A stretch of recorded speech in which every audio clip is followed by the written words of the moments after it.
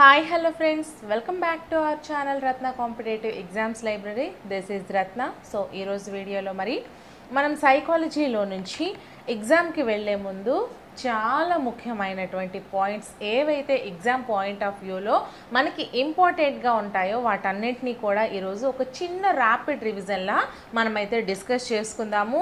మరి లైక్ చేసేసారా? So first of all మనం సైకాలజీలో చూసుకున్నట్లయితే ఫస్ట్ చాప్టరే మనకి పెరుగుదల, వికాసము, పరిణితి కదా. సో దాని గురించి డిస్కస్ చేసుకుందాము. ఫస్ట్ పెరుగుదల అంటే ఏంటి ఫ్రెండ్స్? ఒక కణంలో జరిగే అభివృద్ధి అంటే కణంలో జరిగినటువంటి శారీరక మార్పులు, కణంలో వృద్ధి, అలాగే శారీరక మార్పులు మాత్రమే కాకుండా కణాల్లో వృద్ధి వలన అంగాలు, బరువు, పరిమాణం వృద్ధి అంటే మన కణం తాలూకా యొక్క ఏదైతే మనకి పార్ట్స్ ఉంటాయో ఆ అంగాల్లో జరిగే వృద్ధిని కూడా మనము పెరుగుదల అని అంటాము. నెక్స్ట్ పరిణితి అంటే ఏంటి? ఒక వ్యక్తిలో జన్మతః ఉన్న సహజ సామర్థ్యాలు వయస్సుతో పాటు వికసించడాన్ని, విచ్చుకోవడాన్ని పరిణితి అంటాము. వయస్సుతో పాటు సహజాతాలు, సహజ సామర్థ్యాలు వికసించడం అయితే జరుగుతాయి. అలాగే అనువంశికంగా వచ్చిన శారీరక, మానసిక లక్షణాంశాల సహజ అభివృద్ధిని పరిపక్వత అని మనం అనుకోవడం అయితే జరుగుతుంది. సో పెరుగుదల అంటే ఏంటి తెలుసుకున్నాం, అలాగే పరిపక్వత అంటే ఏంటి తెలుసుకున్నాం. నెక్స్ట్ పరిణితి అన్న పరిపక్వత అన్న ఒకటేనండి. అలాగే వికాసం అంటే ఏంటి? మనకి ఈ యొక్క వికాసం అంటే ఏంటి? పెరుగుదల అంటే మనం ఆల్రెడీ చెప్పుకున్నాం, పరిణితి అంటే చెప్పుకున్నాం. బట్ వికాసం అంటే ఏంటి? ఒక పనిలో చేసే సమర్థత పెరగడము, కణ విధుల్లో సమర్థత పెరగడము, క్లిష్టత, నైపుణ్యాభివృద్ధి అధికం అవ్వడము, శరీర ఆకారాలను, శరీర అవయవాల యొక్క ప్రాకార్యాలను సమైక్యం చేసి విశదపరిచేదే మనకి వికాసము అని ఈ యొక్క మనకి నిర్వచనాన్ని ఎవరన్నారండి? అండర్సన్ అన్నారు. సో మనకి వికాసం అంటే ఏంటి? వికాసం అనేది పరిమాణాత్మక, గుణాత్మక మార్పులను సూచిస్తుంది. కావున దీన్ని మనకి వికాసం అనేది విస్తృతమైనది అని చెప్పుకోవచ్చు. సో మనకి పెరుగుదల, ఒక పని చేసే సమర్థత, పెరుగుదల. సో వికాసం వచ్చేసరికి మనకి పరిమాణాత్మక, గుణాత్మక మార్పులు కూడా మనము వికాసంగా చెప్పుకుంటాము. అంటే ఏంటి? ఒక పనిలో చేసే సమర్థత పెరుగుదలని వికాసము అని అంటాము. సో వికాసము వికాస లబ్ధి ఈక్వల్స్ టు పరిపక్వత వయస్సు ఇంటూ 100. వికాస లబ్ధికి సూత్రం ఏంటి? పరిపక్వత బై వయస్సు ఇంటూ 100 అండి. అలాగే మనకి ఇంకొక సూత్రం కూడా ఉంది. ఏంటండి ఆ సూత్రము? వికాసము ఈక్వల్స్ టు ఎఫ్ ఇంటూ పరిపక్వత ఇంటూ అభ్యసనము. వికాసము ఈక్వల్స్ టు ఎఫ్ ఇంటూ పరిపక్వత ఇంటూ అభ్యసనము. దీన్నే మనము వికాసం యొక్క సూత్రం అని కూడా అంటాము. నెక్స్ట్ మనకి ముఖ్యంగా చూసుకున్నట్లయితే జైగోట్ అండి. ఈ జైగోట్ అంటే ఏంటి? అంకురోత్పత్తి లేదా ఫలదీకరణం నుండి మొదటి 2 వారాల వరకు ఏర్పడేటువంటి గర్భస్థ పిండ దశనే మనము జైగోట్ అంటాము. అంకురోత్పత్తి అంటే అండము శుక్రకణంతో కలిసిన తర్వాత నుండి ఫలదీకరణం స్టార్ట్ అయిన నుండి మొదటి 2 వారాల వరకు ఉండే పరిస్థితినే మనము జైగోట్ అని అంటాము. అలాగే ఎంబ్రియో అంటే ఏంటి? ఒక చిన్న మనిషి ఆకారము లేదా గర్భస్థ పిండం ఏర్పడడాన్ని ఎంబ్రియో దశ అని కూడా అంటాము. సో అమ్మ యొక్క గర్భంలో, తల్లి యొక్క గర్భంలో ఏదైతే మనకి చిన్న మనిషి ఆకారంలో కొంచెం అది జైగోట్ నుంచి చిన్న మనిషి ఆకారంలోకి ఎప్పుడైతే మారుతుందో, ఒక గర్భస్థ పిండం దశలో ఉంటుందో దాన్ని మనము ఎంబ్రియో దశ అని కూడా అంటాము. అలాగే ఎంబ్రియో అని కూడా అంటాము. నెక్స్ట్ నార్సిజం అంటే ఏంటండి? స్వీయ ప్రేమ, తనకి తానుగా ప్రేమించుకోవడం. ఒక విద్యార్థి తనని తానే ఎక్కువగా ప్రేమించుకుంటున్నాడు. తనకి అందంగా ముస్తాబవడం అంటే ఇష్టం, తనకి తానే ఇష్టం. అలాగే స్కూల్కి బాగా చదివిన వారంటే కంటే తనకి తాను చదవడమే ఎక్కువగా ఇష్టపడుతుంటాడు. సో అటువంటి పరిస్థితిని మనము నార్సిజం అని అంటారు. స్వీయ ప్రేమ లేదా తనకు తాను ప్రేమించుకోవడం, దీన్ని మనము నార్సిజం అని అంటాము. అలాగే ఇంకా ముఖ్యమైనది ఏంటి? తులనాత్మక ఉద్వేగాలండి. ఈ తులనాత్మక ఉద్వేగాలు అంటే ఏంటి? ఉద్వేగాలు సులభంగా మార్పు చెందడాన్ని తులనాత్మకము అంటే సులభంగా, ఈజీగా. ఉద్వేగాలు ఒక మనిషిలో ఉన్నటువంటి ఉద్వేగాలు, ఒక శిశువులో ఉన్నటువంటి ఉద్వేగాలు సాంఘిక, మానసిక ఈ యొక్క ఉద్వేగాలు ఉన్నాయి కదా, ఈ ఉద్వేగాలన్నీ కూడా సులభంగా మార్పు చెందడాన్ని మనము తులనాత్మక ఉద్వేగాలు అని కూడా అంటాము. నెక్స్ట్ అసమతుల్య ఉద్వేగాలు. తులనాత్మక ఉద్వేగాలు అంటే సులువుగా మార్పు చెందడం అండి. అలాగే అసమతుల్య ఉద్వేగాలు అంటే ఉద్వేగాలు ఎక్కువగా తరచుగా తీవ్రంగా రావడము, ప్రయత్నరహితంగా రావడము, అనుకోకుండా ఉద్వేగాలు అప్పటికప్పుడు రావడము, ఎక్కువగా రావడము, తరచుగా రావడము, ఈ సులువుగా మారిపోవడము మనకి తులనాత్మక ఉద్వేగం. అసమతుల్య ఉద్వేగం అంటే ఏంటి? ఎక్కువగా ఉద్వేగాలు రావడం, తరచుగా రావడం, తీవ్రంగా రావడం, ప్రయత్నరహితంగా మనం అనుకోకుండానే ఉద్వేగాలు రావడాన్ని మనము అసమతుల్య ఉద్వేగాలు అని కూడా అంటాము. నెక్స్ట్ ఉద్వేగ కేథార్సిస్ అంటే ఏంటి? ఉద్వేగాలను వేరే పనులు చేయడం ద్వారా నియంత్రించుకోవడం. ఉద్వేగ కేథార్సిస్ అంటే ఏంటండి? ఉద్వేగాలను మనం కంట్రోల్లో చేసుకోవడం కోసం మన యొక్క మనసుని, ఆ శిశువు యొక్క మనసుని వేరే పని మీద కేటాయించడాన్ని, వేరే పని చేయడం ద్వారా తన మనసుని నియంత్రించుకోవడాన్ని మనము ఉద్వేగ కేథార్సిస్ అని అంటాము. అలాగే ఉద్వేగ అస్థిరత్వం అంటే ఏంటి? ఉద్వేగాల స్థిరత్వం లోపించడం, ఒక స్థిరంగా ఉద్వేగాలు ఉండలేకపోవడం.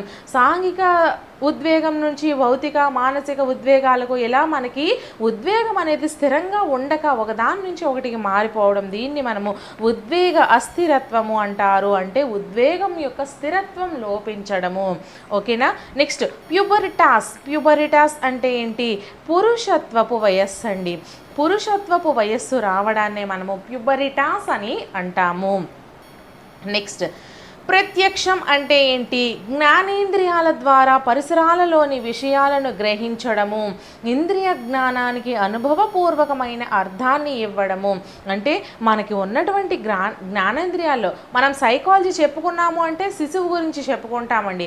కాబట్టి శిశువునే ప్రధానంగా మనము తీసుకోవాలి. ఎందుకంటే మనం నేర్చుకునేది చైల్డ్ సైకాలజీ. నేను ప్రతి ఒక్కరికి చాలాసార్లు ఈ ట్రిక్ అనేది చెప్పాను. మీరు ఈజీగా మార్క్స్ అనేవి గెయిన్ చేయాలి సైకాలజీ అంటే మాత్రము మీరు క్వశ్చన్ చూడగానే ఆ స్థాయిలో మనం ఏ విధంగా ఉన్నాము, ఫర్ ఎగ్జాంపుల్ 3rd క్లాస్ 3 సంవత్సరాల పిల్లవాని వయస్సులో అని అక్కడ ఇచ్చాడు అనుకోండి, మనం ఆ 3 సంవత్సరాల్లో ఏం చేసాము అనేది ఒకసారి బ్యాక్కి వెళ్ళిపోండి. లేదు మీరు స్కూల్స్లో మీరు చూసి ఉంటారు, ఆల్రెడీ మనం వెళ్ళాము, టీఎల్ఎంస్ ఇవన్నీ చేసాం కదా. సో అటువంటప్పుడు టీచింగ్ చేసేటప్పుడు పిల్లల్ని చూసి ఉంటాము. సో వాళ్ళు ఏం చేస్తారు అని మీరు ఆలోచించినట్లయితే డెఫినెట్లీ మీరు పెట్టే ఆన్సర్ అనేది కరెక్ట్ అవుతుందండి. ఈ చిన్న ట్రిక్ మీరు పాటించినట్లయితే మాత్రం సైకాలజీలో మంచి స్కోర్ అనేది సాధించగలరు. ఎటువంటి క్వశ్చన్ అడిగినా సరే మీరు ఏం చేస్తారు అంటే ఆ వయసుకు వెళ్ళిపోండి. ఆ వయసుకు వెళ్ళిపోయి ఆ వయసులో వాళ్ళు ఆలోచించిన విధంగా మీరు ఆలోచించి పెట్టినట్లయితే డెఫినెట్లీ ఆన్సర్ అనేది కరెక్ట్ అవుతుంది. సో ఇక్కడ మనకి ఏమి ఇచ్చారు? ప్రత్యక్షం అంటే జ్ఞానేంద్రియాల ద్వారా ఒక విద్యార్థి పరిసరాలలోని విషయాలను గ్రహించడము, తన యొక్క కన్ను, ముక్కు, చెవి, నాలుక, చర్మం వీటిని ఉపయోగించి మనకి పరిసరాల్లో ఏవైతే విషయాలు ఉంటాయో వాటిని గ్రహించడము, ఇంద్రియ జ్ఞానానికి అనుభవపూర్వకమైన అర్థాన్ని ఇవ్వడాన్ని మనము ప్రత్యక్షమని అంటాము. అలాగే భ్రమ అంటే ఏంటండి? అసత్య ప్రత్యక్షాలు. అసత్యం అంటే అది నిజం కానిది, సత్యం కానిది. భ్రమ అంటే సత్యం కానిది మనము చూడడం, ప్రత్యక్షంగా ఉంది అనుకోవడం, దాన్ని మనము భ్రమ అని అంటాము. అలాగే విభ్రమ అంటే ఏంటి? లేనిది ఉన్నట్లు కనిపించడం, అక్కడ ఏదైనా ఒక వస్తువు లేకపోయినా సరే మనకి ఉంది అనుకున్నట్లు మనం అనుకోవడం. అలాగే లేని ప్రచోదనాలు ఉన్నట్లు అనిపించడం, మనకు అక్కడ ఏవైనా ప్రచోదనాలు ఏవైనా శబ్దాలు కానీ అవి లేవు కానీ మనకి ఉన్నట్లు మనం అనుకోవడాన్ని మనం ఇక్కడ విభ్రమ అని అంటాము. అలాగే స్వబుద్ధి. స్వబుద్ధి అంటే ఏంటి? తమకు తాముగా ఆలోచించడం. స్వ అంటే తను, బుద్ధి అంటే ఆలోచన. సో తమకు తాముగా ఎవరైతే పిల్లవాళ్ళు ఆలోచిస్తారో వాళ్ళని స్వబుద్ధి అని కూడా అంటాము. నెక్స్ట్ హిస్టీరియా అంటే ఏంటి? శరీర సంబంధం కాని శిరోభారం. శరీరానికి సంబంధం లేకుండా ఓన్లీ అంటే శిరస్సు యొక్క భారాన్ని మనము హిస్టీరియా అని అంటాము. అలాగే నెక్స్ట్ హైపోకాండ్రియాసిస్. హైపోకాండ్రియాసిస్ అంటే ఏంటి? శరీర దుశ్శాంత ఆరోగ్యం గురించి, శరీరం గురించి అనవసరంగా ఆదుర్దా చెందడాన్నే హైపోకాండ్రియాసిస్ అంటారు. మనకి శరీరం మీద ప్రేమ ఎక్కువైపోయి శరీరం దుశ్శాంత లేదా ఆరోగ్యం గురించి లేదా శరీరం గురించి అనవసరంగా ఆదుర్దా చెందడం, అయ్యో నాకేమైపోతుందో, నా శరీరానికి ఏమైపోతుందో, నా అందం పోతుందేమో, ఇలా ఆలోచించే వాటినే మనము హైపోకాండ్రియాసిస్ అని అంటాము. Next hypomania. హైపోమానియా అంటే ఏంటి? ఆల్ఫున్మాదం అండి. ఆల్ఫున్మాదం అన్నా హైపోమానియా అన్నా ఏంటంటే అధికంగా ఉద్రేకపడడం, అధికంగా ఉద్రేకాలను ప్రవర్తించడం, అతిగా కోపం రావడం, అతిగా సంతోషం రావడం, అతిగా ఆనందపడడం, ఇవన్నీ కూడా అధికంగా ఉద్రేకపడడం అంతా కూడా మనకి హైపోమానియా క్రిందకి వస్తుంది. Next hysteria. హిస్టీరియా అంటే ఏంటి? శరీర సంబంధం కానీ శిరోభారం. ఆల్రెడీ మనం ఇది చెప్పుకుందే, మళ్ళీ రిపీట్ అయింది. నెక్స్ట్ పెరినారియా అంటే చిత్రభ్రమ, అధిక అనుమానం, ఆధారం లేని ఊహలు లేదా మనస్సు భిన్నం కావడం. సారీ ఫ్రెండ్స్, ఇక్కడ పెరినాయియా అంటే చిత్రభ్రమ లేదా అధిక అనుమానం. అధిక అనుమానం ఎక్కడైతే ఎక్కువ అవుతుందో దాన్ని మనము పెరినాయియా అని అంటాము లేదా చిత్రభ్రమ అని అంటారు. Next schizophrenia. స్కిజోఫ్రీనియా అంటే ఆధారం లేని ఊహలు, మనస్సు భిన్నం కావడం. అసలు మన ఊహలకి ఆధారమే లేదు, కానీ ఏవేవో ఊహించుకుంటుంటాము, అక్కడ జరిగేదేం లేదు, కానీ ఎన్నెన్నో ఆలోచిస్తూ ఉంటాము, మనసు మొత్తం పాడు చేసుకుంటాము. దీన్నే మనము స్కిజోఫ్రీనియా అంటాము. ఫర్ ఎగ్జాంపుల్ మనం చూసుకున్నట్లయితే మనకి ఎల్లుండి టెట్ ఎగ్జామ్ ఉందనుకోండి, ఇంకా రాయనే లేదు, ఎగ్జామ్కి వెళ్ళనే లేదు, అయ్యో ఎగ్జామ్కి లేట్ అయిపోతుందేమో, అయ్యో క్వశ్చన్స్ ఎలా ఇస్తారో, నేను అసలు రాయలేనేమో, ఇన్ కేసు నేను పాస్ అవ్వకపోతే నా పరిస్థితి ఏంటి, డిఎస్సికి ఎలిజిబిలిటీ కానేమో, ఇలా మీరు అనవసరంగా మీకు మీరుగా ఎవరైతే మనస్సును భిన్నం చేసుకుంటారో దాన్ని స్కిజోఫ్రీనియా అని అంటాము. నెక్స్ట్ సైకోస్థినియా అంటే అర్ధరహిత పనులు పదే పదే దృఢంగా చేయడము. అర్ధరహితం, ఆ పనిలో అసలు అర్థమే ఉండదు, అయినా ఆ పనులు అర్థం లేని పనులనే మీరు పదే పదే చేస్తూ ఉన్నారు, ఎందుకు? అవి అనవసరం కదా, దృఢంగా అవే చేయడాన్నే మనము సైకోస్థీనియా అని కూడా అంటాము. Next psychopathic deviations. Psychopathic deviations అంటే సంఘ వ్యతిరేకమైన ఆలోచనలు. తన ఆలోచన విధానం అనేది సంఘంలోని ఆలోచన విధానానికి పూర్తిగా వ్యతిరేకం. అంటే ఫర్ ఎగ్జాంపుల్ ఉన్మాదము, తీవ్రవాదము, ఇలా సంఘ వ్యతిరేకమైన ఆలోచనలన్నింటినీ కూడా మనము సైకోపథిక్ డివియేషన్స్ అని అంటాము. నెక్స్ట్ సోవియట్ డిస్పెటెన్స్. సోవియట్ డిస్పెటెన్స్ అంటే ఏంటమ్మా? సంఘానికి దూరంగా ఉండడాన్ని మనము సోవియట్ డిస్పెటెన్స్ అంటారు. సంఘానికి, సమాజానికి దూరంగా వెళ్ళి ఉండడాన్ని మనము సోవియట్ డిస్పెటెన్స్ అంటాము. Next Electra complex. Electra complex అంటే ఏంటి? అమ్మాయి తండ్రి ప్రేమను పొందడము. అమ్మాయి తండ్రి ప్రేమను పొందినట్లయితే దాన్ని ఎలక్ట్రా కాంప్లెక్స్ అంటాము. నేను ఇవన్నీ ఎందుకు చెప్తున్నాను అంటే మీకు వీటి మీద క్వశ్చన్స్ ఎక్కువగా అడుగుతున్నారండి. సో ఫర్ ఎగ్జాంపుల్ మనకు క్వశ్చన్ ఫార్మేట్ ఏ విధంగా ఉంటుంది అంటే, ఒక 3వ తరగతి సుధా అనే అమ్మాయి వాళ్ళ ఇంట్లో ఎక్కువగా తండ్రి ప్రేమను పొందుతూ ఉంటుంది. వాళ్ళ నాన్నగారి దగ్గరికి వెళుతుంది, వాళ్ళ తండ్రి చేసే పనులు ప్రతి దాంట్లో పాల్గొని తండ్రి యొక్క ప్రేమను పొందడానికి ట్రై చేస్తుంది. సో ఆ సుధా అనే అమ్మాయి దేనికి క్రింది వాటిలో దేనికి సంబంధించింది అని 4 ఆప్షన్స్ ఇచ్చి ఎలక్ట్రా కాంప్లెక్స్, ఎడిపస్ కాంప్లెక్స్, సోవియట్ డిస్పెన్స్, సైకోపథిక్ డివియేషన్స్ అని అడుగుతాడు. సో ఆన్సర్ ఏం పెట్టాలండి? మీరు ఎలక్ట్రా కాంప్లెక్స్ అని పెట్టాలి. సో ఈ విధంగా క్వశ్చన్స్ అడిగే అవకాశం ఉంది కాబట్టి మీకు ఈ కీవర్డ్స్ అనేవి మీకు ఎక్స్ప్లెయిన్ చేస్తున్నాను. సో ఎలక్ట్రా కాంప్లెక్స్ అంటే అమ్మాయి తండ్రి ప్రేమను పొందడాన్ని ఎలక్ట్రా కాంప్లెక్స్ అంటారు. ఎడిపస్ కాంప్లెక్స్ అంటే అబ్బాయి తల్లి ప్రేమను పొందడాన్ని ఎడిపస్ కాంప్లెక్స్ అంటారు. ఎలక్ట్రా కాంప్లెక్స్ అంటే అమ్మాయి తండ్రి ప్రేమను పొందడం, ఎడిపస్ కాంప్లెక్స్ అంటే అబ్బాయి తల్లి ప్రేమను పొందడం. ఓకేనా? నెక్స్ట్ విషమయోజనం అంటే సర్దుబాటు చేసుకోలేకపోవడము. విషమయోజనం అంటే సర్దుబాటు, తనకు తానుగా సర్దుబాటు చేసుకోలేకపోవడము, ప్రతి సమస్యను కూడా సరిగా ఆ సమస్యకు భయపడిపోవడము, పారిపోవడము, సర్దుబాటు చేసుకోలేకపోవడము విషమయోజనం అవుతుంది. అలాగే దమనము అంటే ప్రేరేపిత విస్మృతి, మర్చిపోవడం, కావాలనే మనము మర్చిపోవడాన్నే మనము దమనము అని అంటాము. ఇవి మనకి రక్షక తంత్రాల్లోకి వస్తాయండి, దమనము ఇవన్నీ కూడా. ఇప్పుడు చూసుకుందాం ఒకసారి. పరిహారము అంటే ఏంటి? ప్రత్యామ్నాయాన్ని ఎన్నుకోవడం అండి. పరిహారము అంటే తాను అనుకున్న దానికి చేయలేకపోతే ప్రత్యామ్నాయాన్ని ఎన్నుకొని ఆనందపడడం. అలాగే విస్థాపనం అంటే గమ్యమే మార్చివేయడం, తన యొక్క పూర్తి గమ్యాన్నే మార్చివేయడాన్ని మనము విస్థాపనమని అంటాము. ఆల్రెడీ నేను రక్షక తంత్రాల గురించి 2 క్లాసెస్ చేశాను, చాలా క్లియర్గా వివరించాను. మీరు ఒకసారి చూడండి. సైకాలజీకి సంబంధించి మ్యాక్సిమం క్లాసెస్ అయితే నేను కంప్లీట్ చేసేసాను. ఇంకా ఏవైనా కంప్లీట్ చేయకపోతే మీరు ఖచ్చితంగా కామెంట్ సెక్షన్లో కామెంట్ చేయండి, నేను అవి కూడా చేస్తాను. నెక్స్ట్, ప్రతిగమనం అంటే ఏంటి? పూర్వస్థితిని పొందడం, వెనుకకు మళ్ళడం. పూర్వం ఎలా అయితే ఉన్నారో ఆ వ్యక్తి మళ్ళీ అదే స్థానాన్ని పొందడాన్ని ప్రతిగమనం అంటారు. అంటే ఇవి జస్ట్ కీవర్డ్స్. రక్షక తంత్రాలు అనే టాపిక్లో నేను మీకు క్లియర్గా వివరించాను ఎక్స్ప్లెనేషన్స్తో సహా. ఇవి జస్ట్ కీవర్డ్స్. మీరు ఈ కీవర్డ్ గుర్తుంచుకొని ఆన్సర్ అనేది చేసేయడానికి వీలుగా. నెక్స్ట్, ప్రక్షేపణం అంటే ఏంటి? తనలోని ప్రేరకాన్ని లేదా లోపాన్ని ఇతరులకు ఆపాదించేయడం. తనలో ఉన్న లోపాన్ని వేరొకరి మీద ఆపాదించడాన్ని మనము ప్రక్షేపణమని అంటాము.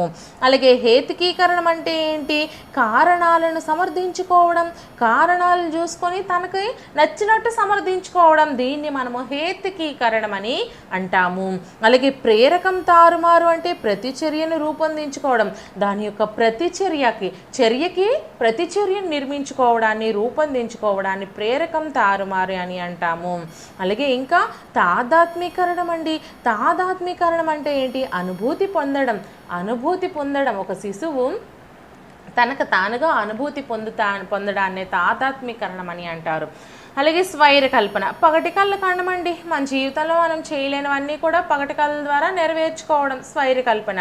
నెక్స్ట్, నిరాకరించడం అంటే వాస్తవాన్ని అవాస్తవం అని తేలిగ్గా ఉపశమనం పొందడం, అంటే దాన్ని తోసేసి మరీ ఉపశమనం పొందడం.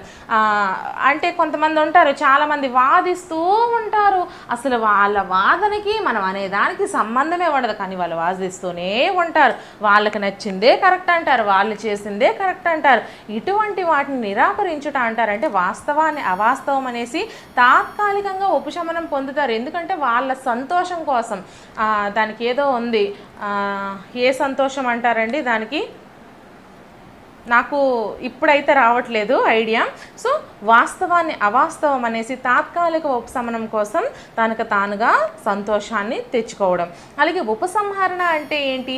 పరిస్థితులకు దూరంగా ఉండడం, పరిస్థితులకి భయపడిపోయి దూరంగా ఉండడం ఉపసంహరణ అవుతుంది.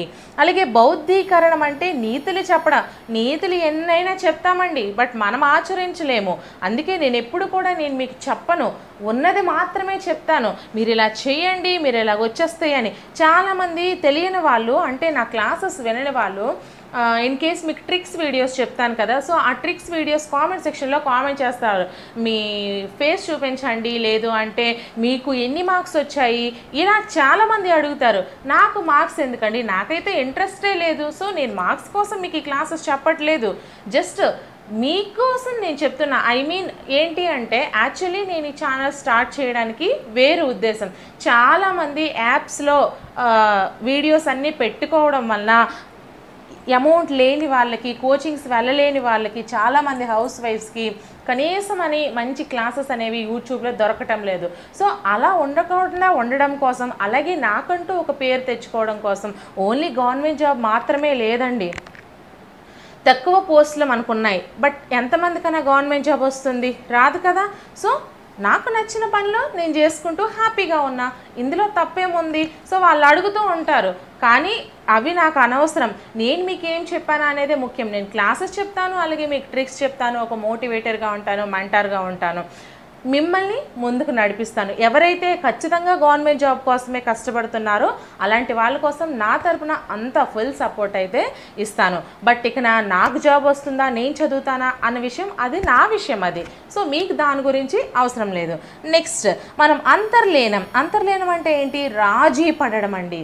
అంతర్లీనం అంటే ఏదైతే ఒక విషయానికి రాజీ పడతారో దాన్ని అంతర్లీనం అంటారు. అలాగే ఇంకా స్వతంత్ర చరము, పరతంత్ర చరము, దీని గురించి కూడా క్లియర్గా డెప్త్గా చెప్పాను. సో స్వతంత్ర చరం అంటే ఏంటి? మార్పుని ఏదైతే తెస్తుందో ఒక చరం, దాన్ని మనము స్వతంత్ర చరము అంటారు. ఒక వ్యక్తిలో మార్పును తెచ్చే చరాన్ని, మనము ప్రవర్తనను మార్చే రకాన్నే స్వతంత్ర చరం అంటారు. అలాగే పరతంత్ర చరము అంటే ఏదైతే చరం మనల్ని మార్పు చేయడానికి వస్తుందో, మనం మారుతున్నాం కదా, సో ఈ మార్పును పరతంత్ర చరం అంటారండి. మనం చెందే మార్పును పరతంత్ర చరం అంటారు. ఏదైతే మనల్ని మార్చడానికి వస్తుందో దాన్ని స్వతంత్ర చరం అని అంటారు. అలాగే అభ్యసనం అంటే ఏంటి?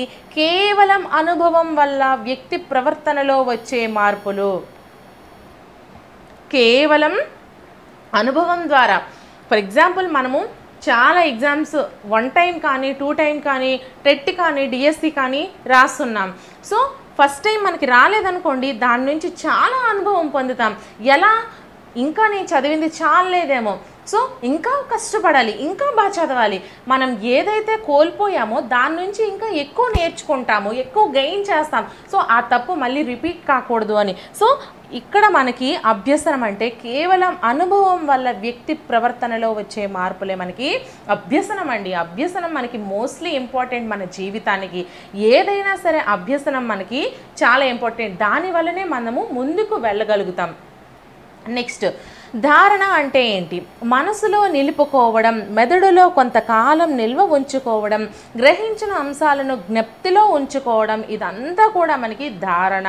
జ్ఞప్తిలో ఏదైతే మనం ఉంచుకుంటామో దాన్నే ధారణ అని అంటాము. నెక్స్ట్, సారువ.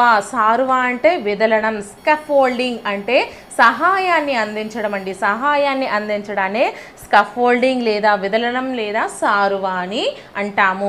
అలాగే ఫేడింగ్. ఫేడింగ్ అంటే క్రమేణా అస్తిత్వం అండి. అంటే బాధ్యతను తరలించడం, బాధ్యతను మళ్లించడం, బాధ్యతను తొయ్యడం, ఈ విధంగా తరలించడం, ఇవన్నీ కూడా మనకి ఫేడింగ్ అనే అర్థం కిందకి వస్తాయి. డెజావు అంటే మిథ్యా పరిచయ భావన. డెజావు అంటే మిథ్యా ప్రతిబింబం, అంటే లేనిది ఉన్నట్లు మనకి కనిపించడం. అలాగే జైగార్నిక్ ప్రభావం అంటే సగంలో నిలిపివేసిన పనులు పూర్తిగా నేర్చుకున్న పనుల కంటే బాగా గుర్తుండడం, లేదా మధ్యలో వదిలేసిన పనులు ఎక్కువ కాలం గుర్తుండడం. సో మనము ఎప్పుడైనా సరే పూర్తిగా నేర్చేసామనుకోండి, పూర్తిగా మనం ఆ పని చేసేస్తే అంతగా గుర్తుండదు. కానీ సగం పని చేసేసి ఎప్పుడైతే సగం వదిలేసి ఉంటామో, అయ్యో మిగతా సగం ఎప్పుడు చేస్తామో, చేయలేదే, టైం అయిపోతుంది, 2 రోజులు అయిపోతుంది, 3 రోజులు, ఇలా కంగారు పడిపోతూ మనం దాన్ని ఎక్కువ కాలం గుర్తుంచుకుంటాం. సో అటువంటి వాటినే మనము జైగార్నిక్ ప్రభావం అని అంటాము. నెక్స్ట్, పునరభ్యసనం అంటే మళ్ళీ అభ్యసించడం అండి. పునరభ్యసనం అంటే మళ్ళీ అభ్యసించడం, మళ్ళీ చదవడం, దీన్ని మనము పునరభ్యసనం అని అంటారు. అలాగే కన్సాలిడేషన్ అంటే నేర్చుకున్న మొదటి నిమిషంలోనే ఎక్కువ స్మృతి నిర్మాణం జరగడం.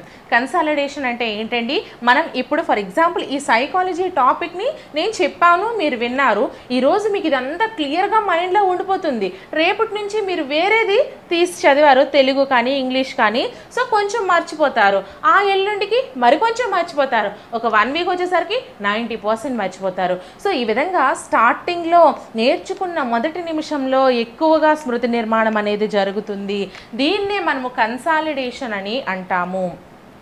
నెక్స్ట్, చంకింగ్ అండి. చంకింగ్ అంటే చిన్న భాగాలుగా గుర్తుపెట్టుకొని మొత్తాన్ని చెప్పగలగడాన్ని చంకింగ్ అని అంటాము.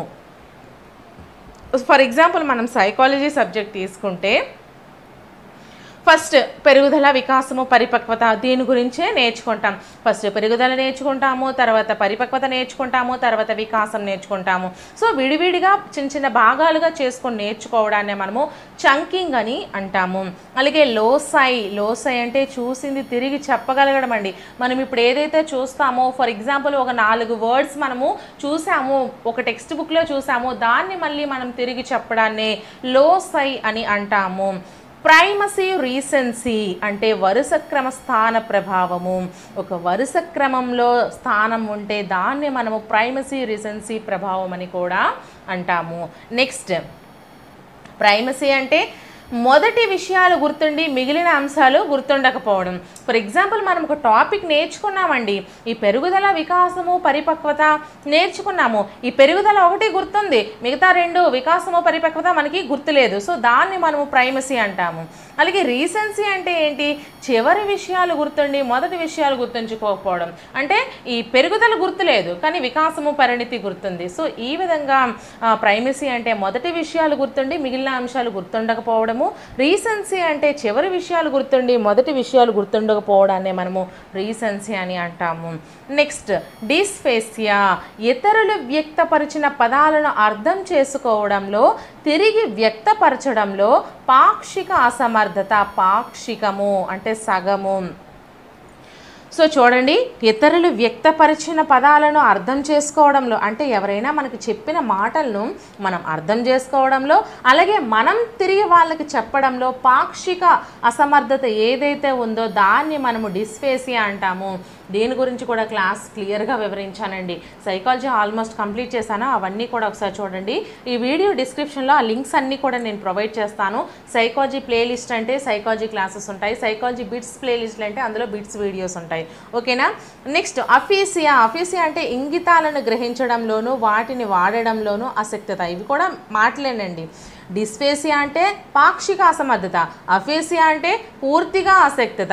ఇంగితాలను, మాటల్ని గ్రహించడంలోనూ మనం తిరిగి వాడడంలోనూ ఆసక్తత ఉండడాన్ని అఫేసియా అంటాము. Next dyslexia. డిస్లెక్సియా అంటే పదాలను సరిగా ఉపయోగించలేకపోవడము, చదవడంలోనూ చదివిన దాన్ని గ్రహించడంలోనూ సమస్యలు. డిస్లెక్సియా అంటే ఏదైతే పదాలను మనము చదవడంలోనూ చదివిన దాన్ని గ్రహించడంలోనూ సమస్యల్ని ఎదుర్కొంటున్నామో దాన్ని మనము డిస్లెక్సియా అంటాము. అలాగే అలెక్సియా అంటే ముద్రణ రూపంలో ఉన్న భాషను చదవడంలో ఏర్పడే ఆసక్తత. చదవడంలో ముద్రణ రూపంలో ఏదైతే భాష ఉంటుందో, అంటే ఫర్ ఎగ్జాంపుల్ మన text books, so text books రూపంలో ఏదైతే భాష ఉంటుందో దాన్ని మనము చదవడంలో ఏర్పడే ఆసక్తతనే అలెక్సియా అంటారు. అలాగే డిస్గ్రాఫియా. డిస్గ్రాఫియా అంటే అక్షరాలను, పదాలను చూసింది చూసినట్లు రాయడంలో సమస్యలు ఏర్పడితే, డిస్గ్రాఫియా అంటే అక్షరాలను లేదా పదాలను చూసి రాయడంలో కూడా ఆ సమస్యలు ఎదుర్కొంటే దాన్ని మనము డిస్గ్రాఫియా అని కూడా అంటాము. ఇదైతే మాత్రం నా ఓన్ హ్యాండ్ రైటింగ్ అండి. నెక్స్ట్ అగ్రాఫియా అంటే సంఖ్యాపరమైన జ్ఞానాన్ని గ్రహించడంలోనూ వ్యక్తపరచడంలోనూ సమస్యలు ఎదుర్కోవడం. అంటే సంఖ్యాపరమైన జ్ఞానాన్ని గ్రహించడంలోనూ అలాగే వాటిని తిరిగి వ్యక్తపరచడంలోనూ ఈ సమస్యలు ఏర్పడితే దాన్ని మనము అగ్రాఫియా అని కూడా అంటాము. సో ఇక్కడతో అయితే మనకి ఈ విధంగా రివిజన్లా కంప్లీట్ అయ్యింది. ఇంకా మీకు నేను ఇంకా ఏదైనా మిస్ చేశాను, మాకు ఇది చెప్పండి అంటే మాత్రం తప్పకుండా చెప్తాను. చాలా క్లాసెస్ చేసేసానండి, అవన్నీ మీకు సింపుల్ ట్రిక్స్తో కూడా చేశాను. నా ప్రతి వీడియోలో కూడా మీకు ఏదో ఒక ట్రిక్ లేదా టిప్ అనేది చెప్తూనే ఉంటున్నాను. ఒక్క సైకాలజీ కాదు, Telugu, maths, English, science, social, even డిఎస్సికి విద్యా దృక్పథాలు కూడా ఇప్పుడు చెప్తున్నాను. సో ప్రతి ఒక్కరూ ఛానల్ని అయితే తప్పకుండా సబ్స్క్రైబ్ చేసుకొని ప్రతి వీడియోను ఫాలో అవుతూ ఉండండి. మీకు చాలా యూస్ఫుల్ కంటెంట్ చాలా మంచిగా ఇస్తున్నాను. ఒకసారి నా క్లాసెస్ మీరు చూసినట్లయితే మీరు ఖచ్చితంగా నచ్చుతాయో, అవి మీకు చాలా యూస్ఫుల్ కూడా అవుతాయి. మంచి అవకాశాన్ని మిస్ చేసుకోవద్దు. నా లక్ష్యం ఏంటి అంటే, నా గోల్ నాకు ఒక యూట్యూబ్లో నాకంటూ ఒక పేరు తెచ్చుకోవడం. సో నేను దానికి కష్టపడుతున్నాను. సో ఇక గవర్నమెంట్ జాబ్ అంటారా, నాకైతే ఇంట్రెస్ట్ లేదు, నాకు గవర్నమెంట్ జాబ్ మీద మెయిన్ ఇంట్రెస్ట్ లేదు. సో ఎవరైతే చాలామంది యాప్స్ యూజ్ చేస్తూ ఒక మంచి కంటెంట్ని యూట్యూబ్లో ఇవ్వలేకపోతున్నారో, సో దాన్ని నేను ఫుల్ఫిల్ చేయాలనుకుని ఈ ఛానల్ అయితే స్టార్ట్ చేశాను. సో మీ అందరి సపోర్ట్ అయితే దానికి ఉండాలి. సో ఈ వీడియోని మాత్రం ఒక చిన్న లైక్ చేసేయండి. ఇటువంటి మరిన్ని వీడియోస్ కోసం నా ఛానల్ని సబ్స్క్రైబ్ చేసుకోండి. నెక్స్ట్ వీడియోతో మళ్ళీ కలుద్దాం. Until then bye friends. First of all మనము సైకాలజీలో చూసుకుంటే గ్రంథాలు, రచయితలు అండి. So first one hereditary genius, అలాగే inquiries into human facility and its development. ఈ మూడింటిని రచించింది ఫ్రాన్సిస్ గాల్టన్ అండి. Hereditary genius, inquiries into human, facility and its development, ఈ మూడింటిని కూడా ఫ్రాన్సిస్ గాల్టన్ గారు రచించడం జరిగింది. నెక్స్ట్ డెవలప్మెంటల్ సైకాలజీ ఎవరు రచించారు? ఎలిజబెత్ హుర్లాక్ అండి. డెవలప్మెంటల్ సైకాలజీని ఎలిజబెత్ హుర్లాక్ రచించారు. నెక్స్ట్ అడాలసెన్స్ని స్టాన్లీ హాల్ రచించారండి. స్టాన్లీ హాల్ అడాలసెన్స్ని రచించారు. నెక్స్ట్ లాంగ్వేజ్ అండ్ మైండ్ అలాగే language of thought, language and mind అలాగే లాంగ్వేజ్ అండ్ థాట్ ఈ రెండు కూడా మనకి నోమ్ చామ్స్కీ గారు రచించడం అయితే జరిగింది. సో నెక్స్ట్ మనం చూసుకుంటే freedom to learn for 80s, freedom to learn for 80s అనే దాన్ని కార్ల్ రోజర్స్ రచించారండి. Next the growth of logical thinking, the origins of intelligence in children, the language and thought of the child ఈ మూడింటిని కూడా మనకి పియాజే రచించారు. ఏంటేంటి? The growth of logical thinking, the origins of intelligence in children, the language and thought of the child. So ఈ మూడింటిని కూడా మనకి పియాజే రచించడం జరిగింది. సో నెక్స్ట్ మనం చూసుకుంటే mental test and it's measurements ఎవరు రచించారండి? మెకిల్ కార్టెల్ రచించారు. ఏంటి? Mental test and it's measurements. So next art of thought, గ్రహం వాలస్ అండ్ రిచర్డ్ స్మిత్ వీళ్ళు రచించడం జరిగింది art of thought. Next measurement of intelligence ఎవరు రచించారు? థార్న్ డైక్ అండి. మెజర్మెంట్ ఆఫ్ ఇంటెలిజెన్స్ థార్న్ డైక్ రచించారు. నెక్స్ట్ ఎబిలిటీస్ ఆఫ్ మ్యాన్ ఎవరు రచించారు? స్పియర్మన్ రచించారు. ప్రైమరీ మెంటల్ ఎబిలిటీస్ ఎవరు రచించారు? థర్స్టన్ రచించారు. ఎబిలిటీస్ ఆఫ్ మ్యాన్ స్పియర్మన్ రచించారు. ప్రైమరీ మెంటల్ ఎబిలిటీస్ థర్స్టన్ రచించారు. Next frames of mind theory of intelligence, frames of mind theory of intelligence ఎవరు రచించారండి? హోవార్డ్ గార్డెనర్ రచించారు. Next emotional intelligence why it can matter more than IQ ఈ రెండింటిని కూడా మనకి Daniel Goleman రచించారు. Emotional intelligence why it can matter more than IQ అనేది Daniel Goleman రచించారు. నెక్స్ట్ మనం చూసుకుంటే సైకో డయాగ్నోస్టిక్స్ని ఎవరు రచించారు? హెర్మన్ రోషాక్ రచించారండి. Next interpretation of dreams Sigmund Freud రచించారు. Next a mind that found itself Clifford Beers రచించారండి. Clifford Beers. Next dictionary of psychology ఎవరు రచించారు? చాప్లిన్. డిక్షనరీ ఆఫ్ సైకాలజీని చాప్లిన్ రచించారు. నెక్స్ట్ ప్రిన్సిపల్స్ ఆఫ్ సైకాలజీ ఎవరు రచించారండి? William James. Principles of psychology William James రచించారు. The content of children's mind ఎవరు రచించారు? స్టాన్లీ హాల్ రచించారు. Next development tasks in education హవింగ్ హార్ట్స్ రచించారండి. హవింగ్ హార్ట్స్. నెక్స్ట్ మనం చూసుకుంటే సెంచరీ ఆఫ్ చైల్డ్హుడ్ ఎవరు రచించారు? ఫిలిప్ ఏరిస్ అండి. నెక్స్ట్ ఆఫ్టర్ డెత్ ఆఫ్ చైల్డ్హుడ్ని డేవిడ్ బంకింగ్హామ్ రచించారు. నెక్స్ట్ ఆర్గానిజం ఎవరు రచించారు? గోల్డ్ స్టీన్ రచించారండి. గోల్డ్ స్టీన్ రచించారు. Next the work of digestive గ్లాండ్స్ని పావ్లోవ్ రచించారు. ద కండిషనల్ రిఫ్లెక్స్ని అలాగే ద వర్క్ ఆఫ్ డైజెస్టివ్ గ్లాండ్స్ని పావ్లోవ్ రచించారు. Next behaviour of organism the technology of teaching ఈ రెండు కూడా మనకి బిఎఫ్ స్కిన్నర్ రచించారండి. నెక్స్ట్ మనం చూసుకుంటే యానిమల్ ఇంటెలిజెన్స్ అలాగే ఎక్స్పెరిమెంటల్ స్టడీస్ని ఈఎల్ థార్న్డైక్ రచించారు. నెక్స్ట్ మనం చూసుకుంటే ద మెంటాలిటీ ఆఫ్ ఏప్స్ని కోహ్లర్ రచించారండి. The growth of the mind principles of the gestalt psychology అలాగే principles of the gestalt psychology రెండు కూడా మనకి కట్ కోఫ్కా రచించారు. Next social learning and imitations ఎవరు రచించారు? మిల్లర్ అండ్ డొనాల్డ్ రచించారు. ఎడ్యుకేషనల్ డిటర్మినిజం ఎవరు రచించారు? డబ్ల్యూసి బాగ్లే రచించారు. సైకలాజికల్ మోడలింగ్ అలాగే అబ్జర్వేషనల్ లెర్నింగ్ని ఎవరు రచించారండి? ఆల్బర్ట్ బండూరా రచించారు. నెక్స్ట్ మనం చూసుకుంటే social learning and personality development ఎవరు రచించారు? ఆల్బర్ట్ బండూరా రచించారండి. అలాగే సైకాలజీ ఆఫ్ ఆర్ట్ అలాగే థాట్ అండ్ లాంగ్వేజ్ అలాగే మైండ్ ఇన్ సొసైటీ ఈ మూడింటిని కూడా మనకి వైగాట్స్కీ రచించారండి. ఏంటేంటి? సైకాలజీ ఆఫ్ ఆర్ట్ అలాగే thought and language third one mind in society. మూడింటిని కూడా మనకి వైగాట్స్కి రచించారు. నెక్స్ట్ ఆన్ మెమరీ, అలాగే ఆన్ మెమరీని ఎవరు రచించారు? ఎబ్బింగ్హర్స్ట్ రచించారు ఆన్ మెమరీ.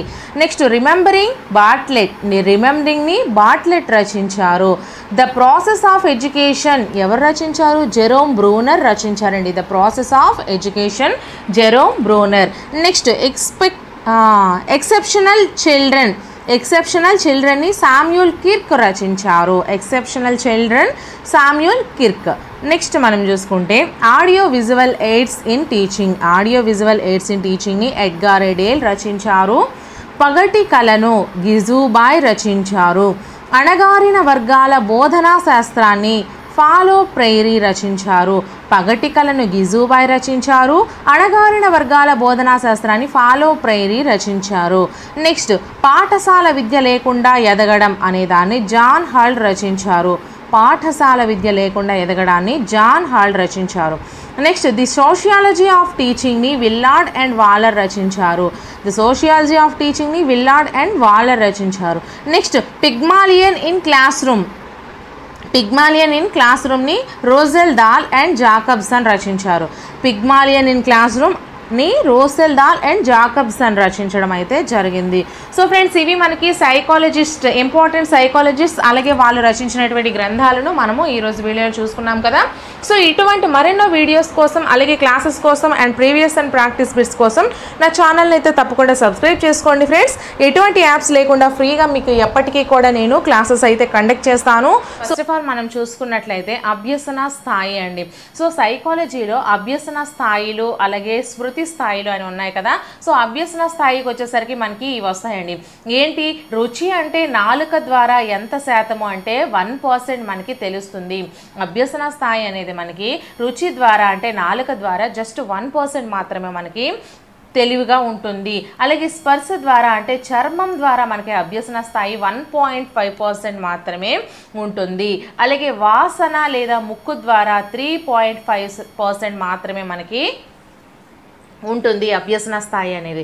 అలాగే వినుట అంటే చెవి ద్వారా 11% మాత్రమే మనకి అభ్యసన స్థాయి ఉంటుంది. అలాగే చూడడం అంటే కళ్ళు ద్వారా 83% మనకి అభ్యసన స్థాయి ఉంటుంది. సో అభ్యసన స్థాయి ఎక్కువగా దేంట్లో ఉంటుంది అనే క్వశ్చన్ మనకి అడగొచ్చండి. సో చూడడం లేదా కళ్ళ ద్వారా అభ్యసన స్థాయి అండి. స్మృతి స్థాయి వేరు, అభ్యసన స్థాయి వేరు. సో ఇక్కడ మనకి అభ్యసన స్థాయి హైయెస్ట్ దేంట్లో ఉంటుంది అంటే చూడడం లేదా కళ్ళ ద్వారా. అతి తక్కువగా అంటే రుచి లేదా నాలుక ద్వారా మనకి అభ్యసన స్థాయి అతి తక్కువగా 1% ఉంటుంది. సో స్పర్శ ద్వారా అభ్యసన స్థాయి ఎంత ఉంటుంది అని క్వశ్చన్ అడగొచ్చు. సో 1.5%. ఈ విధంగా మనకి రకరకాలుగా క్వశ్చన్స్ అడిగే ఛాన్సెస్ అయితే ఉన్నాయి. అయితే అభ్యసన స్థాయి వీటి ద్వారా అని ఇంత పర్సెంట్ మనం తెలుసుకున్నాం. నెక్స్ట్ స్మృతి స్థాయి అండి. ఈ స్మృతి స్థాయి చదవడం ద్వారా 10% మనకి స్మృతి స్థాయి చదవడం ద్వారా 10% ఉంటుంది. అలాగే వినడం ద్వారా 20% ఉంటుంది స్మృతి స్థాయి. చూడడం ద్వారా 30% ఉంటుంది స్మృతి స్థాయి. అలాగే వింటూ చూడడం ద్వారా 50% స్మృతి స్థాయి ఉంటుంది. చెప్పడం ద్వారా అంటే మనం టీచ్ చేయడం ద్వారా 80% స్మృతి స్థాయి ఉంటుంది. అలాగే చెప్పి చేయడం లేదా మనం ఆచరించడం ద్వారా మనకి 90% స్మృతి స్థాయి అయితే ఉంటుందండి. సో మనకి హైయెస్ట్ స్మృతి స్థాయి దేనిలో ఉంటుంది అంటే చెప్పి చేయడం లేదా ఆచరణ ద్వారా. ఎంత శాతం అంటే 90%. అత్యల్పంగా స్మృతి స్థాయి దేని ద్వారా ఉంటుంది? జస్ట్ చదవడం ద్వారా 10% మాత్రమే ఉంటుంది. అలాగే వినడం ద్వారా స్మృతి స్థాయి ఎంత ఉంటుంది? 20% ఉంటుంది. వింటూ చూడడం ద్వారా 50% ఉంటుంది. చెప్పడం ద్వారా 80% ఉంటుంది. చూడడం ద్వారా 30% ఉంటుంది. ఇలా అనేక రకాలుగా మనకి క్వశ్చన్స్ అడిగే ఛాన్సెస్ అయితే ఉన్నాయండి. సో అభ్యసన స్థాయిలు అయితే ఈ విధంగా ఉన్నాయి, స్మృతి స్థాయి అయితే ఈ విధంగా ఉంది. సో సైకాలజీలో ఈ టాపిక్ నుంచి 1 లేదా 2 బిట్స్ అనేవి కంపల్సరీ వస్తున్నాయి. సో జస్ట్ 2 మినిట్స్లో ఎందుకండి చూడడం, ఇలాంటివి మానేయకండి. ఎగ్జామ్కి వెళ్ళే ముందు మరొకసారి చూసుకొని వెళ్ళండి. అలాగే నా ఛానల్లో ప్రతి సబ్జెక్ట్కి సంబంధించి ఈచ్ అండ్ ఎవ్రీ సబ్జెక్ట్కి సంబంధించి మ్యారథాన్ రివిజన్ క్లాసెస్ చేశాను. సో అవన్నీ ఒకసారి చూడండి. ఆ వీడియోస్ లింక్స్ అన్నీ కూడా ఈ వీడియో డిస్క్రిప్షన్లో ప్రొవైడ్ చేస్తాను.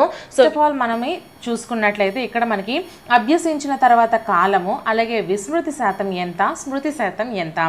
సో అభ్యసించిన తర్వాత కాలంలో మనం ఫస్ట్ 20 నిమిషాల్లో ఒక పిల్లవాడిని మనం చైల్డ్ సైకాలజీ నేర్చుకుంటున్నాం కాబట్టి ఒక పిల్లవాడిని ఉద్దేశించి చేసుకోవాలి. బట్ జస్ట్ మీకు ఎగ్జాంపుల్కి చెప్పడం కోసం మనము సైకాలజీలో పెరుగుదల, వికాసం, పరిపక్వత అనే టాపిక్ అనేది ఇప్పుడు చదివామండి. సో ఇప్పుడు చదివిన తర్వాత ఒక 20 నిమిషాల తర్వాత, చదవడం అయిపోయాక ఒక 20 నిమిషాల తర్వాత మనకి విస్మృతి అంటే ఏంటండి? మర్చిపోవడం. విస్మృతి అంటే ఏంటి? మరుపు శాతం. అలాగే స్మృతి అంటే ఏంటి? గుర్తింపు శాతం. ఏదైతే మనకు గుర్తు ఉందో దాన్ని స్మృతి అంటాము. ఏదైతే మనం మర్చిపోయామో మర్చిపోయిన దాన్ని విస్మృతి అంటాము. సో మర్చిపోయింది అనేసరికి మనకి రోజులు పెరుగుతున్న కొద్దీ విస్మృతి శాతం అనేది ఎక్కువైపోతుంది. అర్థమైందా? రోజులు పెరుగుతున్న కొద్దీ మనకి మర్చిపోవడం అనేది ఎక్కువైపోతుంది. ఎక్కువ శాతం మనం మర్చిపోతాం. అదే రోజులు పెరుగుతున్న కొద్దీ స్మృతి శాతం అనేది తగ్గిపోతుంది. అర్థమైందా? మనకి గుర్తుండడం కూడా తగ్గిపోతుంది. అర్థమైందా? ఇక్కడ గుర్తు లేకపోవడం పెరిగిపోతుంది రోజులు పెరిగే కొద్దీ. అంటే మర్చిపోవడం అనేది పెరిగిపోతుంది, ఎంత శాతం మర్చిపోయాం అనేది పెరిగిపోతుంది. అదే గుర్తుండడం అనేది తగ్గిపోతుంది రోజులు పెరిగిపోయే కొద్దీ.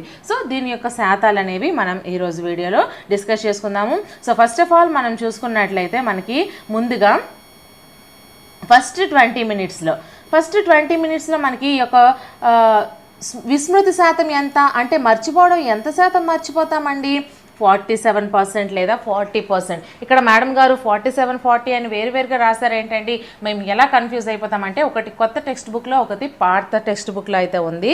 సో రెండు ఆప్షన్లో ఏదో ఒకటి ఇస్తే డెఫినెట్లీ పెట్టేయండి. లేదు రెండు ఇస్తే మీకు యాడ్ స్కోర్ అనేది ఇవ్వడం అయితే జరుగుతుంది. సో మనకి 20 నిమిషాల్లో మొదట మనము పెరుగుదల, వికాసం, పరిపక్వత అనే టాపిక్ని చదివినటువంటి 20 నిమిషాల్లో మనము మర్చిపోయిన శాతము 47 లేదా 40% అండి. అంటే గుర్తు పెట్టుకున్న శాతం ఎంత? 53% లేదా 60% అనేది మనము గుర్తు పెట్టుకుంటాం. అలాగే మొదటి 50 నిమిషాల్లో అంటే ఒక గంటకి 10 నిమిషాలు తక్కువలో మర్చిపోవడం మనం 50% మర్చిపోతాము. గుర్తుండడం కూడా మనకి 50% మాత్రమే గుర్తుంటుంది. అలాగే ఒక రోజు అయిపోయిన తర్వాత మనం ఇప్పుడు చదువుకున్న తర్వాత రేపు ఈ టైంకి మనకి ఎంత గుర్తుంటుంది? 66% మాత్రమే మనము మర్చిపోతామండి. అంటే 66% మనము మర్చిపోతాం. కేవలం 34% మాత్రమే రేపటికి మనకి గుర్తుంటుంది. ఒక రోజుకి 66% విస్మృతి జరిగిపోతుంది. కేవలం 34% మాత్రమే మనకి స్మృతిలో ఉంటుంది. నెక్స్ట్ 2 రోజుల తర్వాత 72% మనం మర్చిపోతామండి. 72 లేదా 69% మనం మర్చిపోవడం జరుగుతుంది. కేవలం 28 లేదా 31% మాత్రమే మనకి మైండ్లో గుర్తుంటుంది. నెక్స్ట్ 6 రోజులు లేదా 15 రోజులకు వచ్చేసరికి మనకి 75% మనము మర్చిపోతాం. జస్ట్ 25% మాత్రమే మనకి గుర్తుంటుంది. నెక్స్ట్ 31 రోజులకి 80 నుంచి 78 నుంచి 80% మనం మర్చిపోతాము. కేవలం 20% లేదా 22% మాత్రమే గుర్తుంటుంది. మళ్ళీ చెప్తాను చూడండి. ఫస్ట్ 20 నిమిషాలకి మనకి ఎంత గుర్తుంటుందండి? జస్ట్ 47 లేదా 40% అనేది గుర్తుంటుంది ఫస్ట్ 20 నిమిషాలకి. అలాగే స్మృతి శాతం మనకి 53 లేదా 60% గుర్తుంటుంది. 47 లేదా 40% మర్చిపోతాం.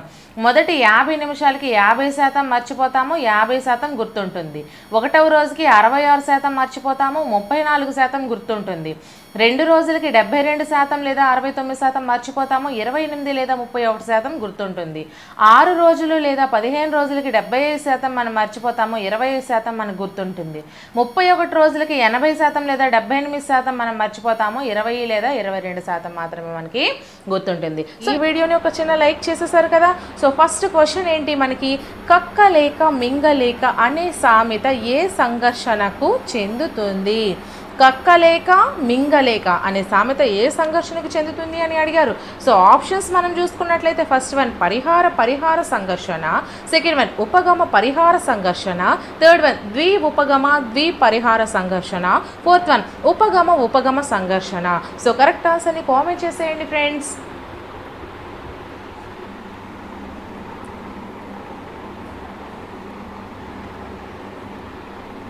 So first one is a right answer. పరిహార సంఘర్షణ. ఇటు కక్కలేడు, అటు మింగను లేడు. ఇటు కక్కడం కూడా వాడికి కష్టమే, మింగడం కూడా వాడికి కష్టమే. రెండు కూడా ఇష్టం లేనటువంటి పనులు చేయడానికి వచ్చేటప్పుడు పరిహార సంఘర్షణను ఎదుర్కోవడం జరుగుతుంది. రెండు వికర్షణీయ లక్ష్యాల మధ్య ఏదో ఒకటి ఎన్నిక జరగవలసి వచ్చినప్పుడు ఏర్పడే సంఘర్షణనే మనము పరిహార సంఘర్షణ అని అంటాము. ఫర్ ఎగ్జాంపుల్ ఎగ్జాంపుల్ ముందు నొయ్యి వెనుక గొయ్యి, ఈ సామెత కూడా మనకి పరిహార సంఘర్షణకే చెందుతుంది. కక్కలేక మింగలేక, ఈ సామెత కూడా మనకి పరిహార సంఘర్షణకే చెందుతుంది. పరీక్షకు చదవాలని లేదు, అలా అని ఫెయిల్ అవ్వాలని లేదు. ఫర్ ఎగ్జాంపుల్ మనకి ఇప్పుడు టెట్ ఎగ్జామ్ దగ్గరకు వచ్చేసింది, పరీక్షకు చదవాలని అస్సలు లేదు, అలా అని ఫెయిల్ అయితే డిఎస్సికి మనము క్వాలిఫై కాలేము. సో ఇటు చదవాలని లేదు, అటు మనము ఫెయిల్ అవ్వాలని లేదు. సో అటువంటప్పుడు మీరు ఏర్పడే సంఘర్షణనే మనము పరిహార సంఘర్షణ అని అంటాము. యాక్చువల్లీ మనకి సంఘర్షణలను కర్ట్ లెవిన్ అనే శాస్త్రవేత్త 4 రకాలుగా సంఘర్షణలు విభజించారు. సో ఫస్ట్ మనం పరిహార సంఘర్షణను చూసుకున్నాం. సో మరి ఉపగమ పరిహార సంఘర్షణ అంటే ఏంటి, ఉపగమ సంఘర్షణ అంటే ఏంటి? ఉపగమ సంఘర్షణను మనం చూసుకున్నప్పుడు 2 ఆకర్షణీయమైన లక్ష్యాల మధ్య ఏదో ఒకటి ఎన్నిక చేయాల్సి వచ్చినప్పుడు ఏర్పడే సంఘర్షణనే మనము ఉపగమ సంఘర్షణ అని అంటాము. ఏంటి? 2 ఆకర్షణీయమైన లక్ష్యాల మధ్య ఏదో ఒకటి ఎన్నిక చేయవలసి వచ్చినప్పుడు ఏర్పడే సంఘర్షణ ఉపగమ సంఘర్షణ. 2 వికర్షణీయ లక్ష్యాల మధ్య ఏదో ఒక ఎన్నిక జరగవలసి వచ్చినప్పుడు ఏర్పడే సంఘర్షణ పరిహార సంఘర్షణ. సో ఈ ఉపగమ సంఘర్షణకు వచ్చేసరికి మనకి అవ్వ కావాలి బువ్వ కావాలి, ఈ సామెత అనేది మనకి దీనికి క్లియర్గా వర్తిస్తుంది. ఈ ఉపగమ సంఘర్షణలో అవ్వ కావాలి బువ్వ కావాలి అనే సామెత క్లియర్గా వర్తిస్తుంది. అలాగే ఫర్ ఎగ్జాంపుల్ మనం చూసుకున్నట్లయితే మన టెట్ పరీక్షలో బాగా తెలిసిన 2 జవాబుల మధ్య ఎన్నిక. ఇప్పుడు ఫర్ ఎగ్జాంపుల్ మనకి 2 క్వశ్చన్స్ కూడా బాగా తెలుసు, ఆ 2 క్వశ్చన్స్లో బాగా తెలిసిన దాన్ని మనం ఏదో ఒకటే ఎన్నిక చేసుకోవాల్సి వచ్చిందనుకోండి. సో అటువంటప్పుడు ఏర్పడే సంఘర్షణ మన టెట్ ఎగ్జామ్ అనేది దీనికి ఉపయోగపడదు. ఫర్ ఎగ్జాంపుల్ మనం 10th క్లాస్ క్వశ్చన్స్ చూసుకుందాం. అక్కడ మనకి కొన్ని క్వశ్చన్స్, ఒక 10 క్వశ్చన్స్లో మీరు 7కి మాత్రమే సమాధానం చెప్పండి అని అడుగుతారు కదా. సో వాడికి 8 కూడా వచ్చేసు. సో ఏం రాయాలి ఇంకో క్వశ్చన్కి గురించి, 7లో ఒకటి రాయాలా 8ది ఇంకొకటి రాయాలా అని ఆలోచించుకుంటాడు. సో అటువంటి టైంలో ఏర్పడే సంఘర్షణ. అలాగే క్లాస్ వినాలని ఉంది, అలాగే క్లాస్లోనే నిద్రపోవాలని ఉంది. రత్న మేడం చెప్పిన క్లాస్ చాలా బాగుంటుంది కాబట్టి మీ అందరికీ రత్న మేడం క్లాస్ వినాలని ఉంది, కానీ అదే టైంలో రోజంతా వర్క్స్ చేసి పాపం అలసిపోయి ఉంటారు కదా. సో అదే టైంలో పడుకోవాలని కూడా ఉంది. సో ఇటువంటప్పుడు మీరు ఎదుర్కొనే సంఘర్షణ మనకి ఉపగమ సంఘర్షణకి వస్తుంది. సో మీకు ఏదైనా సరే 2 ఆకర్షణీయమైన లక్ష్యాల మధ్య ఏదో ఒకటి ఎన్నిక చేయవలసి వస్తే ఉపగమ సంఘర్షణ, 2 వికర్షణీయ లక్ష్యాల మధ్య ఏదో ఒకటి ఎన్నిక జరగాల్సి వచ్చినప్పుడు ఏర్పడే సంఘర్షణ పరిహార సంఘర్షణ. సో నెక్స్ట్ క్వశ్చన్ ఒకసారి మనం చూసుకుందాం. సెకండ్ వన్, టెట్ ఎగ్జామ్ దగ్గరలో ఉంది, ఫోన్ కాల్స్ చాలా ఎక్కువ వస్తున్నాయి అనుకుంటున్న ఒక వ్యక్తి సెల్ నెంబర్ మార్చేయాలనుకుంటున్నాడు. సో నెంబర్ చేంజ్ అవుతుందని కూడా బాధపడుతున్నాడు.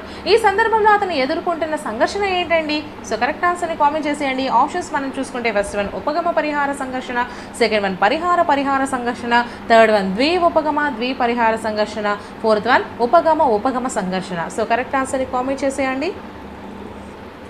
సో ఆల్రెడీ నేను ఇంతకు ముందు క్వశ్చన్లో ఉపగమ సంఘర్షణ అంటే ఏంటి, పరిహార సంఘర్షణ అంటే ఏంటి, వాటికి ఎగ్జాంపుల్స్ ఏ విధంగా ఉంటాయి అనేది నేర్చుకున్నాం. సో దీనికి మీరు ఆన్సర్ చేసేస్తే మిగతా ఎక్స్ప్లెనేషన్ అనేది నేను కంటిన్యూ చేస్తాను. So first one is the right answer అండి. ఇది ఉపగమ పరిహార సంఘర్షణ.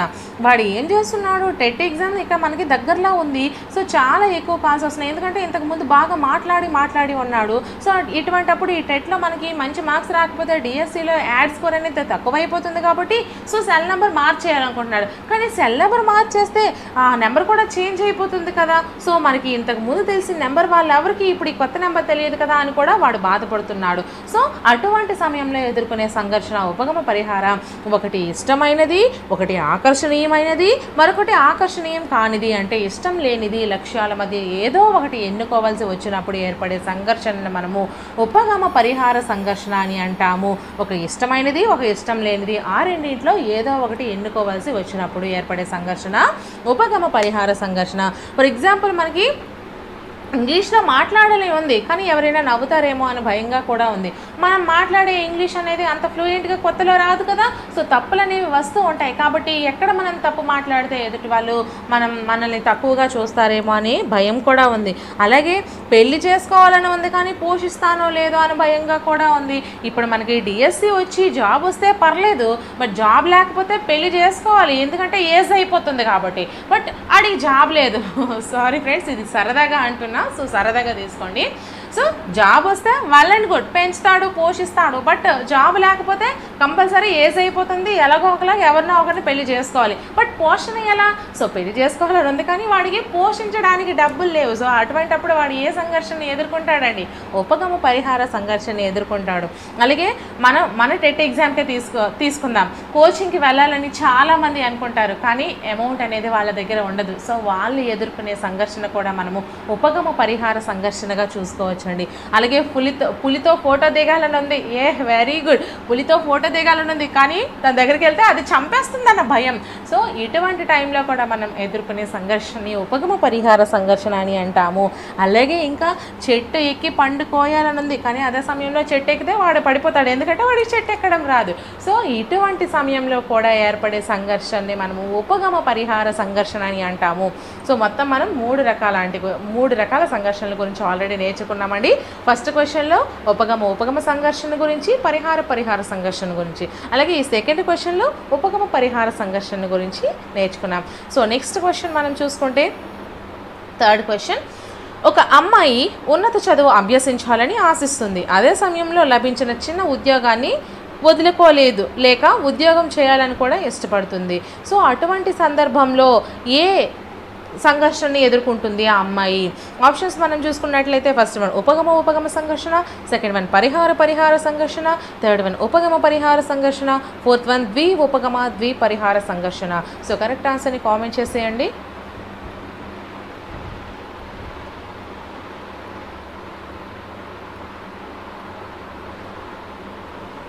So first one is the right answer అండి. రెండు తనకి ఇష్టమైనవే కానీ ఆ రెండు ఇష్టమైన దాంట్లో ఏదో ఒకటి ఎంపిక చేసుకోలేకపోతుంది. సో ఆల్రెడీ నేను చెప్పేశాను, ఉపగమ సంఘర్షణ అంటే రెండు ఇష్టమైన వాటిలో ఏదో ఒకటి ఎన్నుకోవాల్సి వచ్చినప్పుడు ఏర్పడే పరిస్థితినే మనము ఉపగమ సంఘర్షణ. అమ్మాయి ఉన్నత చదువుకోవాలని తనకి చాలా టైం నుంచి, చాలా చిన్నప్పటి నుంచి కోరిక. బట్ ఇప్పుడు వచ్చినటువంటి ఉద్యోగాన్ని వదులుకుందనుకోండి, ఆ తర్వాత ఉద్యోగం వస్తుందో రాదో, సో ఇది కూడా చేయాలని ఉంది. కాబట్టి ఈ రెండింటిలో ఏదో ఒకటి ఎన్నుకోవాల్సి వచ్చినప్పుడు దాన్ని మనం ఉపగమ సంఘర్షణ అనుకుంటామని దానికి ఒక 5 to 6 మీకు ఎగ్జాంపుల్స్ కూడా చెప్పాను. So next question, fourth question. ఒక వ్యవసాయదారుడికి తన కూతుర్ని బాగా చదివించాలని ఉంది కానీ బాధ్యతలు గుర్తుకు వచ్చి అదే డబ్బుతో పెళ్లి చేయాలని కూడా ఉంది. సో అటువంటి టైంలో ఎదుర్కొనే సంఘర్షణ ఏంటి? ఆప్షన్స్ మనం చూసుకుంటే ఫస్ట్ వన్ ఉపగమ సంఘర్షణ, సెకండ్ వన్ పరిహార సంఘర్షణ, థర్డ్ వన్ ఉపగమ పరిహార సంఘర్షణ, ఫోర్త్ వన్ ద్వి పరిహార సంఘర్షణ. సో కరెక్ట్ ఆన్సర్ని కామెంట్ చేసేయండి.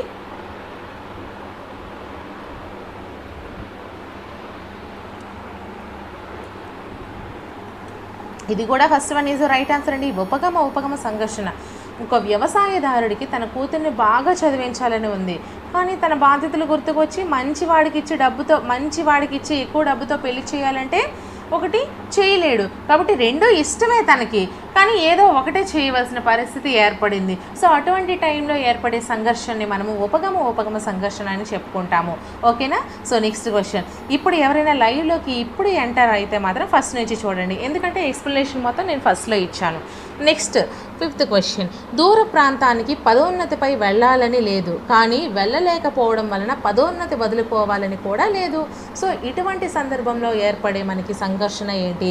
ఆప్షన్స్ మనం చూసుకుంటే ఫస్ట్ వన్ ద్వి పరిహార, సెకండ్ వన్ ఉపగమ, థర్డ్ వన్ పరిహార, ఫోర్త్ వన్ ఉపగమ పరిహార. సో కరెక్ట్ ఆన్సర్ని కామెంట్ చేసేయండి.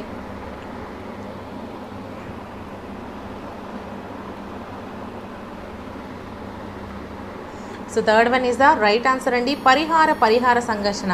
రెండు కూడా వాడికి ఇష్టం లేదు కానీ ఏదో ఒకటి తప్పనిసరిగా చేయాలి. దూర ప్రాంతానికి వెళ్ళాలని లేదు కానీ అక్కడ పదోన్నతి వదులుకోవాలని కూడా లేదు. సో అటువంటి టైంలో ఏర్పడే సంఘర్షణని మనము పరిహార సంఘర్షణ అని అంటామని చెప్పుకున్నాం కదా. సో ఏంటి, రెండు వికర్షణీయ లక్ష్యాల మధ్య ఏదో ఒకటి ఎంపిక చేసుకోవాల్సి వస్తే ఏర్పడే సంఘర్షణనే పరిహార సంఘర్షణ అని అంటాము. సో ఇవి మనకి 3 ఆల్రెడీ చెప్పేసాను, ఈ 3 కూడా. మరి మేడం గారు ఈ ద్విపగమ ద్విపరిహార సంఘర్షణ అంటే ఏంటి మేడం గారు? సో మీ చాలా మందికి డౌట్ ఉంటుంది, అలాగే కన్ఫ్యూజ్ కూడా ఉంటుంది. సో కన్ఫ్యూజ్ లేకుండా నేను మీకు చెప్తాను చూడండి. 2 లేదా అనేక లక్ష్యాల మధ్య అనుకూల లేదా ప్రతికూల విషయాలు ఉండడం. ఇక్కడ ప్రతి క్వశ్చన్లో కూడా ఓన్లీ ఒకటి ఇష్టము లేదా ఇంకొకటి కష్టము, లేదా 2 ఇష్టమైన దాంట్లో ఒకటి ఎంచుకోవడం, లేదా 2 కష్టమైన దాంట్లో ఒకటి ఎంచుకోవడం. కానీ ఇక్కడికి వచ్చేసరికి 2 లేదా అంతకంటే ఎక్కువ లక్ష్యాల మధ్య అనుకూల ప్రతికూల విషయాలు ఉంటే దాన్ని మనము ద్విపగమ ద్విపరిహార సంఘర్షణ అని చెప్పుకుంటామండి. ఫర్ ఎగ్జాంపుల్ మనం చూసుకుంటే, దూర ప్రదేశానికి బదిలీ అయ్యింది ఎక్కువ వేతనంతో, కానీ దగ్గరలో తక్కువ వేతనంతో మరొక ఉద్యోగం దొరికింది. దూర ప్రాంతము ఎక్కువ శాలరీ, దగ్గరదే తక్కువ శాలరీ. సో దూరం అనేది మీకు చిరాకు కలిగిస్తుంది, కానీ శాలరీ ఎక్కువ వస్తుంది. బట్ ఇక్కడ దగ్గర అనేది చాలా ఈజీ, కానీ శాలరీ తక్కువ వస్తుంది. సో ఇటువంటి సందర్భాల్లో 2 లేదా అంతకంటే ఎక్కువ లక్ష్యాల మధ్య అనుకూల లేదా ప్రతికూల విషయాల్లో మీరు ఏదో ఒక దాన్ని ఎంపిక చేసుకోవాల్సి వచ్చినప్పుడు అటువంటి సందర్భంలో ఏర్పడే సంఘర్షణనే మనము ద్విపగమ ద్విపరిహార సంఘర్షణ అని అంటాము. అర్థమైందా? సో ఫర్ ఎగ్జాంపుల్ మనం చూసుకుంటే మన టెట్లోనే 2018లో ఒక టెట్, 2019లో ఒక టెట్ మీరు రాశారనుకోండి. సో 2018లో మీకు టెట్కి చాలా ఎక్కువ మార్కులు వచ్చాయి. 2019లో టెట్ కమ్ టీఆర్టీ అనమాట. సో టెట్ కమ్ టీఆర్టీలో మీకు కొంచెం దానికంటే కొంచెం తక్కువ వచ్చాయి, కానీ మీకు బాగా రాశారు. కానీ ఏంటి, ఇది లైఫ్ టైం వ్యాలిడిటీ ఇస్తామంటున్నారు కాబట్టి ఇది వేస్తే బెటరు అని అనిపిస్తుంది. కానీ దాంట్లో ఎక్కువ మార్కులు వచ్చాయి, దాన్ని ఎంచుకోవాలా దీన్ని ఎంచుకోవాలా? అటువంటి సందర్భంలో ఫర్ ఎగ్జాంపుల్ మీకు డిఎస్సిలో ఒక జాబ్ వచ్చింది. ఆ జాబ్ ఏమో మీరున్న ప్రాంతానికి చాలా దూరంలో ఉంది, కానీ అక్కడ ఎక్కువ జీతం ఇస్తానన్నారు. కానీ మీకు దగ్గరలో ఉన్న జాబ్కి తక్కువ జీతం ఇస్తానన్నారు. సో అటువంటి సందర్భంలో ఏదో ఒక దాన్ని ఎంచుకోవాల్సి వచ్చినప్పుడు ద్విపగమ ద్విపరిహార సంఘర్షణ పడతాము. అలాగే ఒక అందమైన అమ్మాయి కానీ ప్రభుత్వ ఉద్యోగం లేదు, కానీ ఒక అందహీనమైన అమ్మాయి ప్రభుత్వ ఉద్యోగం ఉంది. సో వీళ్ళిద్దరిలో ఎవరో ఒకరిని మీరు పెళ్లి చేసుకోవడానికి ఎంపిక చేసుకోవాల్సి వచ్చినప్పుడు మీరు ఏర్పడే సంఘర్షణ ద్విపగమ ద్విపరిహార సంఘర్షణ. అలాగే మనకి నాన్ లోకల్ క్రింద దగ్గర జిల్లాలో, లోకల్ క్రింద వేరొక జిల్లాలో దూరంగా వచ్చింది బట్ శాలరీ ఎక్కువ, దూరంలో వచ్చింది శాలరీ ఎక్కువ, దగ్గరలో వచ్చింది శాలరీ తక్కువ. ఈ విధంగా ఏర్పడినప్పుడు కూడా మీరు ఏర్పడే సంఘర్షణని మనము ద్విపగమ ద్విపరిహార సంఘర్షణ అని అంటాము. సో ఈ విధంగా 2 లేదా అనేక లక్ష్యాల మధ్య ఏదైనా అనుకూలము లేదా ప్రతికూల విషయాల మధ్య మీరు ఏదో ఒకటి ఎంపిక చేసుకోవాల్సి వచ్చినప్పుడు ఏర్పడే సంఘర్షణ మనము ద్విపగమ ద్విపరిహార సంఘర్షణ అని అంటామండి. సో ఇక్కడ మనకి క్వశ్చన్స్ అనేవి నేను తక్కువే చెప్పాను, బట్ నేను మీకు ఎక్స్ప్లెనేషన్స్ ఇచ్చాను. సో మీరు ఎన్ని క్వశ్చన్స్ చేసినా కూడా ఎక్స్ప్లెనేషన్ లేకుండా క్వశ్చన్ చేస్తే మీకు మైండ్లో అది ఎలా వచ్చింది అని ఆలోచన చేస్తూ ఉంటారు. సో అందుకే నేను ఈచ్ అండ్ ఎవ్రీథింగ్కి కూడా 5 to 6 వరకు మీకు ఎగ్జాంపుల్స్తో సహా వివరించాను. సో మీకు కంటెంట్ అనేది ఈజీగా గుర్తుండిపోతుంది. అలాగే నేను మీకు మోడల్ క్వశ్చన్స్ కూడా ఇచ్చాను కాబట్టి మీకు క్లియర్గా అర్థమవుతుంది, మీ మైండ్లో కూడా ఉంటుంది. సో ఇదే విధంగా ఇంకా అన్ని టాపిక్స్ కూడా కవర్ చేయాలంటే ఇదే విధంగా కవర్ చేయమని చెప్పండి. లేదు మేడం గారు ఎలాగో అలా క్వశ్చన్స్ చేసేయండి, మాకు ఎక్స్ప్లెనేషన్ అవసరం లేదు, ఓన్లీ క్వశ్చన్సే కావాలి అంటే సో అలాగే చేయమని చెప్పండి. ఏదైనా సరే మీరు కామెంట్ సెక్షన్లో కామెంట్ చేయండి. కానీ ఈ వీడియో నచ్చినట్లయితే మాత్రం ఖచ్చితంగా మేడం గారు ఎక్స్ప్లెనేషన్ బాగుందండి కంటిన్యూ చేయండి అని కామెంట్ చేయండి. అలాగే ఈ వీడియోని ఒక చిన్న లైక్ చేసేయండి. ఇటువంటి మరిన్ని వీడియోస్ కోసం నా ఛానల్ని ఫాలో అయిపోతూ ఉండండి, నా ఛానల్ని సబ్స్క్రైబ్ చేసుకోండి. ఇంతకుముందు నేను చేసిన వీడియో లింక్స్ అన్నీ కూడా ఈ వీడియో డిస్క్రిప్షన్లో ప్రొవైడ్ చేశానండి. సో అవన్నీ ఒకసారి చూసేయండి. అసలు గుర్తింపు గణన అంటే ఏంటి, ఈ గుర్తింపు అంటే ఏంటి? స్మృతి ప్రక్రియలో 4వ సోపానాన్ని మనము గుర్తింపు అంటామండి. స్మృతి ప్రక్రియలో 4వ సోపానాన్ని మనము గుర్తింపు అంటాము. సో ఈ గుర్తింపు అంటే ఏంటి? గతంలో చూసిన మూర్త అనుభవాలు ఉద్దీపనల సహాయంతో తిరిగి చూసినప్పుడు లేదా విన్నప్పుడు మళ్ళీ మనం వాటిని గుర్తించగలగడమే, త్వరగా గుర్తించగలగడమే దీన్ని గుర్తింపు అంటారు. సాధారణంగా పునఃస్మరణ కంటే గుర్తింపు అనేది చాలా తేలికండి. ఎందుకంటే ఆల్రెడీ మనం చదువుంటాం కాబట్టి దాన్ని గుర్తు చేసుకోవడం అనేది చాలా సింపుల్గా ఈజీగా ఉంటుంది. అయితే ఈ గుర్తింపు గణనకు సూత్రం ఏంటి అంటే, ఒక వ్యక్తి యొక్క గుర్తింపు గణనను ఈ సూత్రం ద్వారా గణిస్తామండి. ఏంటి సూత్రము? గుర్తింపు గణన ఈక్వల్స్ టు మొత్తము మైనస్ తప్పులు బై మొత్తము ఇంటూ 100. మొత్తము మైనస్ తప్పులు బై మొత్తము ఇంటూ 100 లేదా ఒప్పులు బై మొత్తము ఇంటూ 100. ఇదైనా ఒకటేనండి. మొత్తం నుంచి తప్పులు తీసేస్తే వచ్చేది ఏంటండి? ఒప్పులు కదా. సో ఒప్పులు బై మొత్తము ఇంటూ 100 అన్నా, మొత్తము మైనస్ తప్పులు బై మొత్తము ఇంటూ 100 అన్నా ఒకటేనండి. సో సూత్రం అయితే మనకి గుర్తింపు గణనకు ఇది సూత్రము. సో మనకి క్వశ్చన్స్ ఎగ్జామ్ పాయింట్ ఆఫ్ వ్యూలో ఎలా అడగొచ్చు? ఫర్ ఎగ్జాంపుల్, ఒక వ్యక్తి టెట్ ఎగ్జామ్లో 150 మార్క్స్కి అంటే 150 ప్రశ్నలకి 120 సమాధాన ప్రశ్నలు చేశాడు. సో 120 మార్క్స్ వాడికి వచ్చాయి. అయితే మనకి గుర్తింపు గణన ఏంటి అని అడిగారండి. మొత్తం ఎంత అండి? 150. తప్పులు ఎంత? 30. మొత్తం ఒప్పులు ఎన్ని? 120. సో మనకి గుర్తింపు గణన యొక్క సూత్రం ఏంటి? ఒప్పులు బై మొత్తము ఇంటూ 100, అంతే కదా. ఒప్పులు బై మొత్తము ఇంటూ 100 లేదా మొత్తము మైనస్ తప్పులు బై మొత్తము ఇంటూ 100. సో ఈ సూత్రం ప్రకారము 150 minus 30 by 150 into 100. So 0 cancel చేసుకుంటే ఇక్కడ 120 బై 150 ఇంటూ 100 వేసుకున్నాం. సో 3 4 జా 12, 3 5 జా 15 క్యాన్సిల్ అయిపోతాయి. 5 20 జా 100 క్యాన్సిల్ అయిపోతుంది. 4 20 జా 80% అనేది మనకి ఆన్సర్ అనేది వస్తుంది. ఓకేనా. సో నెక్స్ట్ క్వశ్చన్, దీనికి సంబంధించి ఇంకో క్వశ్చన్ ఒకసారి చూసుకుందాం. ఒక 15 ప్రశ్నలకు 12 సరైన సమాధానాలు ఇస్తే 3 తప్పులు ఇచ్చాడు. సో సూత్రం ఏంటండి? ఒప్పులు బై మొత్తము ఇంటూ 100 కదా. సో ఒప్పులు ఎన్ని ఇచ్చాడు? 12 ఇచ్చాడు. మొత్తం ఎంత? 15. 12 బై 15 ఇంటూ 100.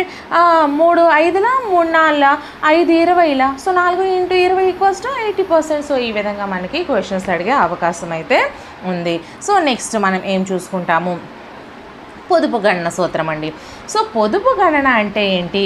ఈ పొదుపు గణనకు సూత్రం ఏంటి మనము ఒకసారి తెలుసుకుందాము. స్మృతి ప్రక్రియలో 5వ సోపానాన్ని మనము పునరభ్యసనము లేదా పొదుపు గణనకు మనము వాడతామండి.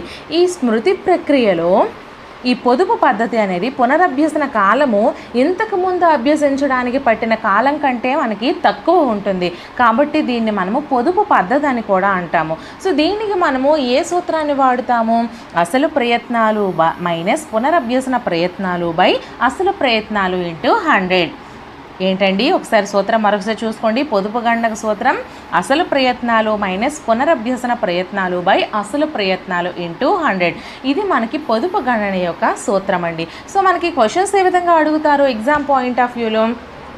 ఒక బిఎడ్ లేదా డిఎడ్ ఛాత్రోపాధ్యాయుడు మనోవిజ్ఞాన శాస్త్ర పుస్తకంలోని అంశాలను బిఎడ్ లేదా డిఎడ్ పబ్లిక్ పరీక్షలుగా అభ్యసించడానికి 60 గంటల సమయం పట్టింది. 2 సంవత్సరాల అనంతరం డిఎస్సి పరీక్షల మనోవిజ్ఞాన శాస్త్ర అంశాలను పునరభ్యసించడానికి 45 గంటలు పట్టింది. అతని పొదుపు గణన ఎంత? సో మనకి ఇక్కడ ఇది సూత్రం ఏంటండి? అసలు ప్రయత్నాలు మైనస్ పునరభ్యసన ప్రయత్నాలు బై అసలు ప్రయత్నాలు ఇంటూ 100 కదా. సో మొదటిసారి అభ్యసించడానికి పట్టిన సమయం ఎంత? 60 గంటలు ఇక్కడ ఇచ్చారు. సో చూసారా, 60 గంటలు. అలాగే పునరభ్యసనానికి అంటే మళ్ళీ చదవడానికి పట్టిన సమయం 45 గంటల్లోనే వాడు నేర్చుకున్నాడు. అయితే సూత్రం ఏంటి? అసలు ప్రయత్నాలు అంటే ఎంత? 60 మైనస్ పునరభ్యసన ప్రయత్నాలు రెండోసారి ఎంతలో నేర్చుకున్నాడు? 45 గంటల్లోనే నేర్చుకున్నాడు బై అసలు ప్రయత్నాలు అంటే ఎంత? 60 ఇంటూ 100 అండి. సో మనకి ఈ 60 మైనస్ 45 బై 60 ఇంటూ 100ని 15 బై 60 ఇంటూ 100గా రాసుకుంటాము. 0 క్యాన్సిల్ అయిపోతుంది మనకి. సో 15 పదులు 150/6 20% అనేది మనకి 25% అనేది మనకి ఆన్సర్ వస్తుంది. సో ఈ విధంగా మనము లెక్కలు అనేవి చేసుకోవాలి. ఈ విధంగా మనకి ఎగ్జామ్ పాయింట్ ఆఫ్ వ్యూలో క్వశ్చన్స్ అయితే అడిగే అవకాశం ఉంది. సో ఇంకో క్వశ్చన్ మనం చూసుకుందాం. ఒక పద్యాన్ని 10 సార్లు చదివి నేర్చుకున్న నెల రోజుల తర్వాత అదే పద్యాన్ని 5 సార్లు చదివితే గుర్తుంది. అయితే పొదుపు గణన ఎంత? ఫస్ట్ టైము ఒక విద్యార్థి 10 సార్లు చదివి నేర్చుకున్నాడు. అదే ఒక నెల రోజుల తర్వాత అదే విద్యార్థి అదే పద్యాన్ని 5 సార్లు చదివితే గుర్తొచ్చేసింది. సో పొదుపు గణన ఎంత? సో సూత్రం ఏంటి? అసలు ప్రయత్నాలు అంటే 10, పునరభ్యాసన ప్రయత్నాలు 5 బై అసలు ప్రయత్నాలు అంటే 10. మనం 10 10ల 100, 10 - 5 × 10 = 50%. ఆన్సర్ 50% వస్తుంది. సో ఈ విధంగా మనము ఈ క్వశ్చన్స్కి ఆన్సర్స్ అనేవి చేసుకోవాల్సి ఉంటుందండి. మనకి ఎగ్జామ్ పాయింట్ ఆఫ్ వ్యూలో కూడా ఈ విధంగా మనకి క్వశ్చన్స్ అయితే అడిగే అవకాశం ఉంది. అలాగే ప్రజ్ఞా లబ్ధి గురించి ఆల్రెడీ చేసేసాను. సైకాలజీ క్లాసెస్ మ్యాక్సిమం కంప్లీట్ చేసేసానండి. అలాగే ప్రీవియస్ అండ్ ప్రాక్టీస్ బిట్స్ అన్ని సబ్జెక్ట్స్కి సంబంధించి టెట్ అండ్ డిఎస్సికి మ్యాక్సిమం కంప్లీట్ చేసేస్తున్నాను. సో మీరు ఒకసారి చూసుకోవడం మాత్రమే లేట్. ఒకసారి ఛానల్ని సబ్స్క్రైబ్ చేసుకొని ఈ వీడియో డిస్క్రిప్షన్లో అన్ని వీడియోస్ ప్లేలిస్టులు అనేవి నేను సెపరేట్గా ఉంచాను. సో ప్లేలిస్టులు చూసుకొని మీరు చూసినట్లయితే ఖచ్చితంగా మంచి స్కోర్ అనేది సాధిస్తారు ఫ్రెండ్స్. సో ఈ ప్రజ్ఞా లబ్ధి అంటే ఏంటి, శారీరక వయస్సు అంటే ఏంటి, మానసిక వయస్సు అంటే ఏంటి, ఈ ప్రజ్ఞాలబ్ధి యొక్క సూత్రం అంటే ఏంటి? అసలు ఈ ప్రజ్ఞాలబ్ధి అంటే ఒక వ్యక్తి యొక్క తెలివితేటలను కొలవడానికి మనోవైజ్ఞానిక శాస్త్రవేత్తలందరూ కూడా వాడే కొలమానాన్నే ప్రజ్ఞాలబ్ధి అంటారు. ఐక్యూ అంటే ఇంటెలిజెన్స్ క్వోటెంట్, QUOTIENT ఇంటెలిజెన్స్ క్వోటెంట్ అంటారండి ప్రజ్ఞాలబ్ధి అని. ఒక వ్యక్తిలో ఎంత తెలివితేటలు ఉన్నాయి, సో మనం కొలవడానికి దేన్ని ఉపయోగిస్తాము అంటే మాత్రం ప్రజ్ఞాలబ్ధిని ఉపయోగిస్తాము. అసలు ఈ ప్రజ్ఞాలబ్ధి అంటే ఏంటి, ఈ ప్రజ్ఞాలబ్ధి యొక్క సూత్రం ఏంటి? సో మనకి ప్రజ్ఞాలబ్ధి సూత్రం IQ = mental age by chronological age × 100 అండి. ఈ ప్రజ్ఞాలబ్ధి సూత్రం ఏంటి? మెంటల్ ఏజ్ క్రోనోలాజికల్ ఏజ్ × 100 అంటే మెంటల్ ఏజ్ని MA అని అంటారండి, క్రోనోలాజికల్ ఏజ్ని CA అంటారు. × 100 అంటే మానసిక వయస్సు బై శారీరక వయస్సు × 100. ఇదే మనకి ప్రజ్ఞాలబ్ధి ఇంటెలిజెన్స్ క్వోటెంట్ యొక్క సూత్రం అండి. అసలు ఈ మానసిక వయస్సు అంటే ఏంటి మేడం, శారీరక వయస్సు అంటే ఏంటి, ఈ శారీరక వయస్సు అంటే ఏంటి? ఒక వ్యక్తి పుట్టిన తేదీ నుంచి ప్రస్తుత తేదీ వరకు గణించే శారీరక లేదా వాస్తవిక లేదా భౌతిక లేదా యథార్థ లేదా క్రమానుగత వయస్సునే మనము శారీరక వయస్సు క్రోనలాజికల్ ఏజ్ CA అని అంటాము. అలాగే మానసిక వయస్సు అంటే ఏంటి?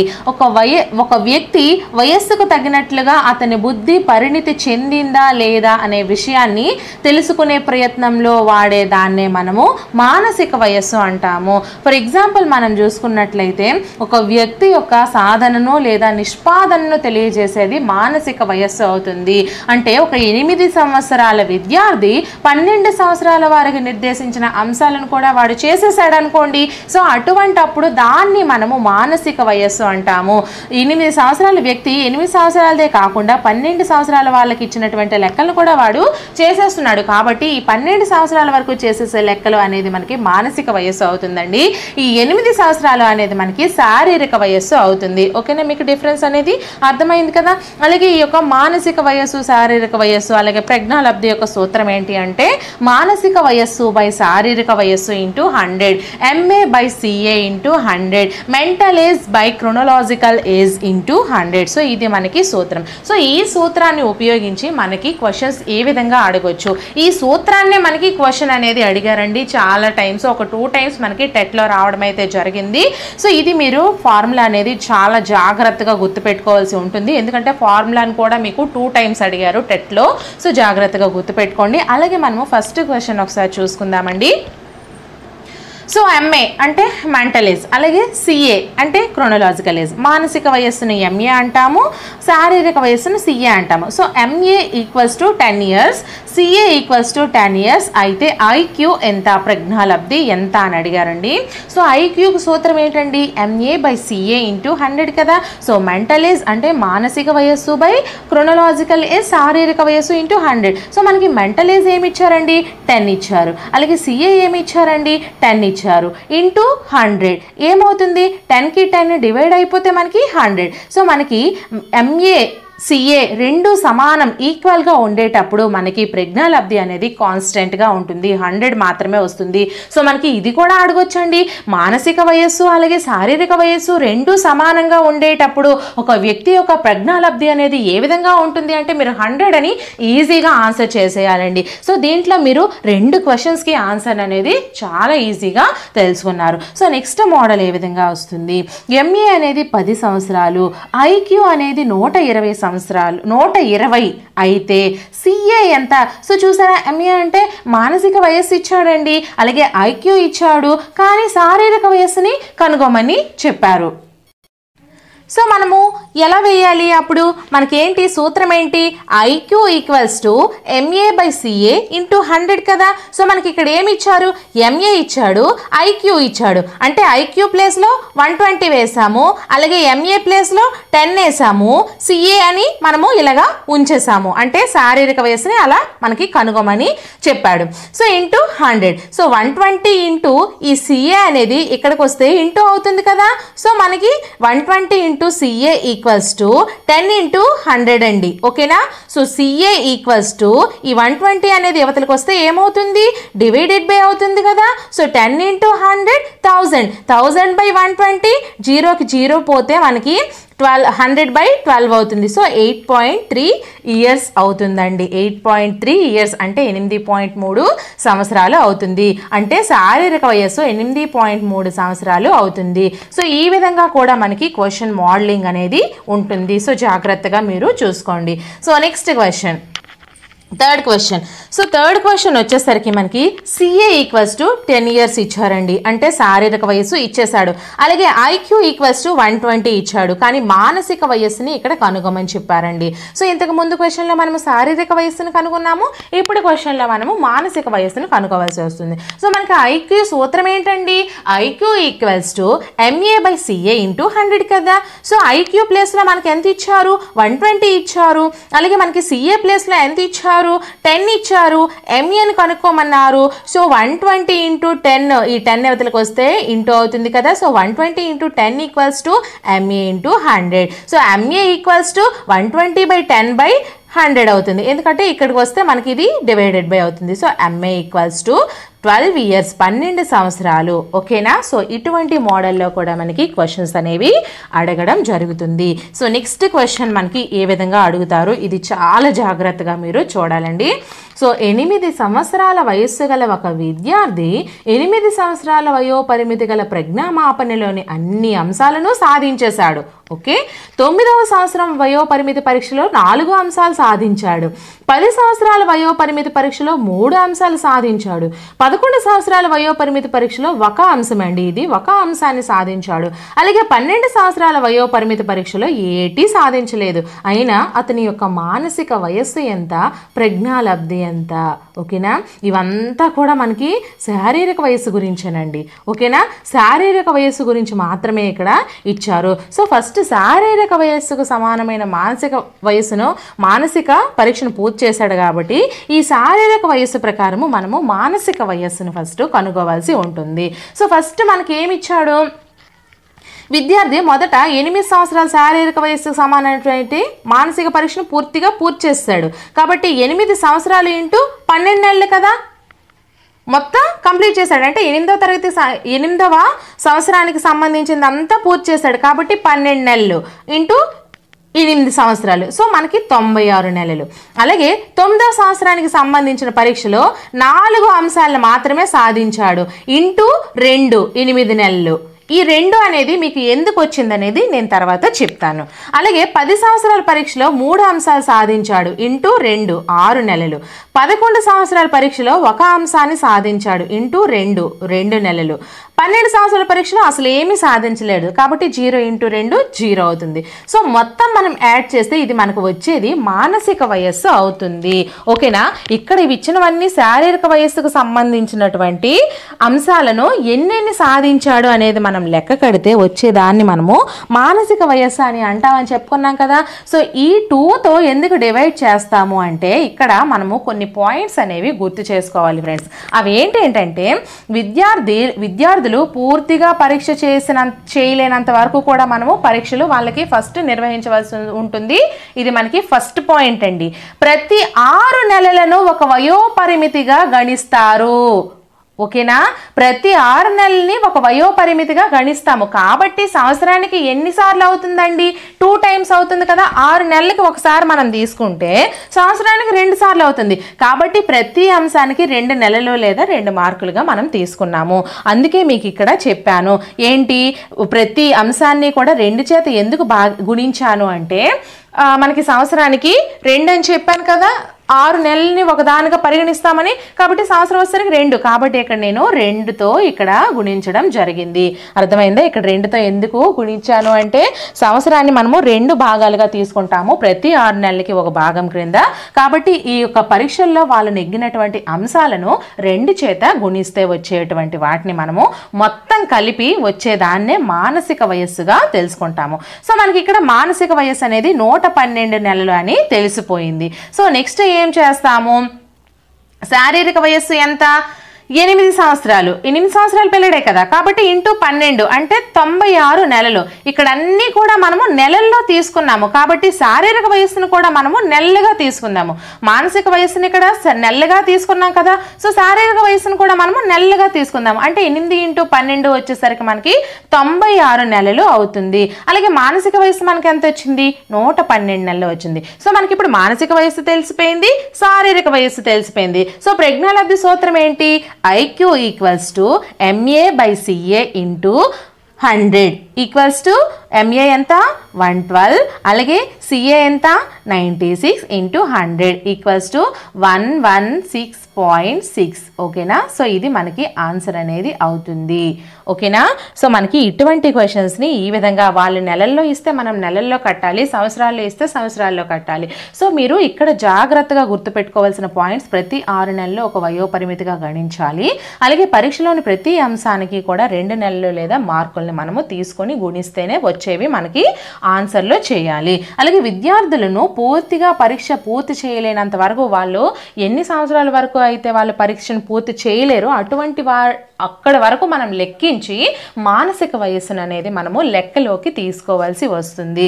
సో ఈ క్వశ్చన్ మీకు అర్థం కాకపోతే మళ్ళీ ఒకసారి వినండి, మీకు డెఫినెట్లీ ఆన్సర్ అనేది అర్థమవుతుంది. సో మనకి ఈ మోడల్లో కూడా క్వశ్చన్స్ అనేది అడుగుతారు. సో నెక్స్ట్ మోడల్ ఏ విధంగా అడుగుతారు ఒకసారి చూసుకుందాము.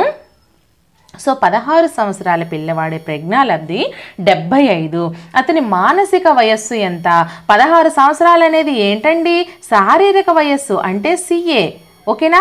ప్రజ్ఞాలబ్ధి అంటే IQ. So CA and IQ ఇచ్చేసాడు వాడు. సో మనం ఇప్పుడు ఏం కనుక్కోవాలి? MA కనుక్కోవాలి. అంటే మానసిక వయస్సు అనేది వాడిది కనుక్కోమని చెప్పారు. సో ఎంత అవుతుంది? Option 1 8 years, option 2 14 years, option 3 15 years, option 4 12 years. So ఒకసారి మీరు లెక్క కట్టి చెప్పండి దీనికి ఆన్సర్ని.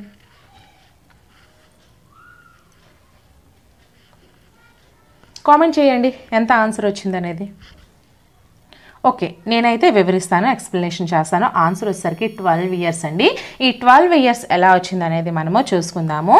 సో ఇది నేను చేసింది యాక్చువల్లీ పేపర్ మీద చేసేసి మీకు ఇక్కడ ఎక్స్ప్లెయిన్ చేస్తున్నాను. ఎందుకు అంటే ఇక్కడ నేను చేస్తే నాకు ఇది మొబైల్లో సరిగా రాయడం అవ్వట్లేదు, మీకు అంతగా అర్థం కాదు, అందుకోసం నేను ఈ విధంగా అయితే ప్రిపేర్ చేసి ఉంచాను.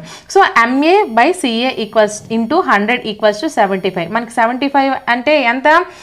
IQనే కదా, IQ అనేది మనకి 75 ఇచ్చాడు ఇక్కడ చూసారా. సో అందుకు IQ ప్లస్లో నేను 75 వేసాను. అలాగే MA మనకి కనుక్కోమన్నాడు, CA ఏమిచ్చాడు? 16. ఇక్కడ ఉన్న CA అనేది యువతలకు వస్తే ఇంటూ అవుతుంది కదా, కాబట్టి 16 అనేది నేను ఇంటూలో వేశాను. సో MA = 100 అనేది యువతలకు వస్తే డివైడెడ్ బై అవుతుంది కదా ఇంటూలో ఉన్నది, కాబట్టి 75 × 16/100 = 12 అండి. ఆన్సర్ వచ్చేసరికి 12 ఇయర్స్. ఓకేనా? సో ఈ విధంగా కూడా మనకి క్వశ్చన్స్ అనేవి అడిగే ఛాన్సెస్ అనేవి ఉన్నాయి. సో మనము మ్యాక్సిమం ఒక 4 to 5 వరకు మోడల్స్ అనేవి తెలుసుకున్నాం ఎలా మనకు ఇస్తున్నారు అనేది. సో నెక్స్ట్ మనం ఇందులో మనకి మెయిన్గా గుర్తుంచుకోవాల్సిన ఇంపార్టెంట్ పాయింట్స్ ఏంటంటే first of all MA CA సమానమైన ఐక్యూ 100 అవుతుంది. నేను ఫస్ట్ క్వశ్చన్ చెప్పినప్పుడే ఈ పాయింట్ మీకు చెప్పాను, గుర్తుంచుకోండి. ఎంఏ ఈక్వల్స్ టు సిఏ అయితే ఐక్యూ ఈక్వల్స్ టు 100 అవుతుంది, సగటు అవుతుంది. ఓకేనా? అలాగే ఎంఏ కంటే సిఏ ఎక్కువైతే అంటే మానసిక వయస్సు కంటే శారీరక వయస్సు ఎక్కువైతే ఐక్యూ అనేది సగటు కంటే తక్కువ ఉంటుంది. అంతే కదా, తగ్గిపోతుంది. మానసిక వయస్సు అనేది ఎక్కువగా ఉంటే మనకి ఐక్యూ అనేది ఎక్కువగా ఉంటుంది. మానసిక వయస్సు అనేది తక్కువగా ఉంటే మనకి ఐక్యూ అనేది సగటు కంటే తక్కువ ఉంటుంది. అలాగే ఎంఏ కంటే సిఏ తక్కువైనా చెప్పాను కదా, మానసిక వయస్సు ఎక్కువయ్యి శారీరక వయస్సు తక్కువైతే ఐక్యూ అనేది సగటు కంటే ఎక్కువ ఉంటుంది. సో ఈ పాయింట్స్ని మీరు గుర్తుపెట్టుకోండి. ఎంఏ ఈక్వల్స్ టు సిఏ అయితే ఐక్యూ ఈక్వల్స్ టు 100 అవుతుంది, సగటు అవుతుంది. ఎంఏ అనేది సిఏ కంటే, ఓకేనా, ఎంఏ కంటే సిఏ ఎక్కువైనా ఐక్యూ సగటు అనేది తక్కువ ఉంటుంది, సగటు కంటే తక్కువ ఉంటుంది. అలాగే సిఏ కంటే ఎంఏ ఎక్కువైనా, ఓకేనా, ఎంఏ ఎక్కువైనా సగటు కంటే తక్కువ ఉంటుంది. ఇక్కడ మనకు రెండు విధాలుగా అడగవచ్చు. ఎంఏ కంటే సిఏ ఎక్కువైతే సగటు కంటే తక్కువ ఉంటుంది ఐక్యూ. అలాగే సిఏ కంటే ఎంఏ ఎక్కువైనా సగటు కంటే తక్కువ ఉంటుంది ఐక్యూ. అలాగే ఎంఏ కంటే సిఏ తక్కువైనా ఐక్యూ సగటు కంటే ఎక్కువ ఉంటుంది. అలాగే సిఏ కంటే ఎంఏ ఎక్కువైనా మనకి ఐక్యూ సగటు కంటే ఎక్కువ ఉంటుంది. ఓకేనా? ఈ విధంగా మీరు చాలా జాగ్రత్తగా గుర్తుపెట్టుకోండి. ఇటువంటి పాయింట్స్ మీకు క్వశ్చన్స్ రూపంలో అడిగే అవకాశం అయితే ఉంది. సో మొత్తం మీరు చూసుకోండి, ఒకసారి బ్యాక్కి వెళ్ళి ఒకసారి మీరు లైవ్ అయిపోయాక మీరు ఎన్నిసార్లు అయినా ఆన్సర్ అనేది చూసుకోవచ్చండి, చూసుకొని చేసుకోవచ్చు. ఫస్ట్ ఆఫ్ ఆల్ మనకి ఈ ప్రజ్ఞాలబ్ధి సూత్రం అనేది చాలా జాగ్రత్తగా గుర్తుపెట్టుకోండి ఫ్రెండ్స్. దీంట్లో ఇంకో పాయింట్ ఏంటంటే ప్రజ్ఞాలబ్ధి స్థిరత్వం అండి, ఐక్యూ కాన్స్టెన్సీ. ఈ ప్రజ్ఞాలబ్ధి స్థిరత్వం అని మనం ఎప్పుడు అంటామంటే, ఫర్ ఎగ్జాంపుల్ ఒక విద్యార్థి యొక్క 5 సంవత్సరాల విద్యార్థి ప్రజ్ఞాలబ్ధి 120 ఉందనుకోండి. అదే విద్యార్థికి 10 సంవత్సరాలు వచ్చిన తర్వాత కూడా ఐక్యూ అనేది 120 ఉంటే దీన్ని మనము ప్రజ్ఞాలబ్ధి స్థిరత్వం అని అంటారు. ఓకేనా?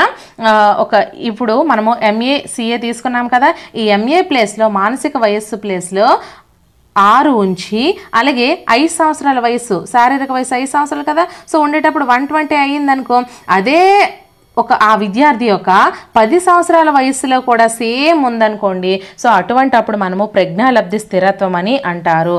ఓకేనా? ప్రజ్ఞాలబ్ధి స్థిరత్వం అంటే ఒక విద్యార్థికి 5 సంవత్సరాల వయస్సులో ప్రజ్ఞాలబ్ధి 120 అయినప్పుడు 10 సంవత్సరాల వయసులో కూడా ఆ 120నే ప్రజ్ఞాలబ్ధి ఉంటే దాన్ని మనము ప్రజ్ఞాలబ్ధి స్థిరత్వం అని అంటాము. సో ఇది మీకు ఈరోజు క్లియర్గా అర్థమైందని అనుకుంటున్నానండి. ప్రజ్ఞాలబ్ధి యొక్క ప్రజ్ఞాలబ్ధి అంటే ఏంటి, మానసిక శారీరక వయస్సులు అంటే ఏంటి, ప్రజ్ఞాలబ్ధి సూత్రం ఏంటి, అలాగే ఈ ప్రజ్ఞాలబ్ధి సూత్రంలో మనకి ఎటువంటి క్వశ్చన్స్ అయితే అడుగుతున్నారు ఇవన్నీ కూడా మనము క్లియర్గా తెలుసుకున్నాము. సో ఫస్ట్ ఆఫ్ ఆల్ మనం చూసుకున్నట్లయితే ఎడ్గార్ ఎడేల్ అనుభవాల శంకువు అండి. ఈ ఎడ్గార్ ఎడేల్ అనుభవాల శంకువు మనం ఫస్ట్ ఆఫ్ ఆల్ చూసుకుంటే, నేను ఈ విధంగా ఎందుకు చేశాను అంటే, అడ్డుగా మనం తిప్పినట్లయితే ఇది యొక్క పిక్చర్ అనేది స్మాల్గా కనిపిస్తుంది, సో అది మీకు క్లియర్గా అర్థం కాదు, అందుకు ఈ విధంగా అయితే చేయడమే జరిగింది. ఇలా అయితే మీరు క్లియర్గా ఒక నోట్స్ అయితే ప్రిపేర్ చేసుకోండి ఫ్రెండ్స్. నేనైతే ఎక్స్ప్లెయిన్ చేసేస్తాను, సో మీరు నోట్స్ ప్రిపేర్ చేసుకుంటే మీకు క్లియర్గా అర్థమవుతుంది. ఇదైతే నేను ప్రిపేర్ చేసుకున్నటువంటి జస్ట్ ఒక పాంప్లెట్ అనమాట, మీకోసం చేశాను. సో ఎడ్గార్ ఎడేల్ అనుభవాల శంకువులో మొత్తం ఎన్ని ఉంటాయండి, 1 నుంచి 11 ఉంటాయి. 1 నుంచి 11 వరకు ఉండడం అయితే జరుగుతుంది. ఓకే, ఎక్కడి నుంచి స్టార్ట్ అవుతాయి, మీద వైపు ఉన్నవన్నీ అమూర్తానికి సంబంధించినవండి. సో చూసారా మీరు, మీద వైపున ఉన్నవన్నీ కూడా అమూర్తానికి సంబంధించినటువంటివి, అమూర్తము. సో ఇక్కడ చూసారా మీరు, అమూర్తానికి సంబంధించినవి ఈ మీదవండి. అలాగే ఈ క్రింద ఉన్న వాటివన్నీ కూడా మూర్తము, మూర్త అనుభవాలు, అమూర్త అనుభవాలు. మేడం గారు అమూర్తం అంటే ఏంటి, మూర్తం అంటే ఏంటి? సో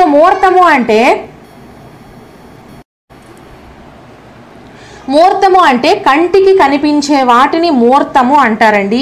కంటికి కనిపించని వాటిని, ఏవైతే కంటికి కనిపించకుండా ఉంటాయో వాటిని మనము అమూర్తము అంటారు. సో మూర్త అనుభవాలన్నీ క్రిందన ఉంటాయండి, అమూర్త అనుభవాలు మీదన ఉంటాయి. సో మనకి ఇక్కడ క్వశ్చన్ ఫార్మింగ్ ఏ విధంగా అడుగుతారో ఒకసారి చూసుకుందాము.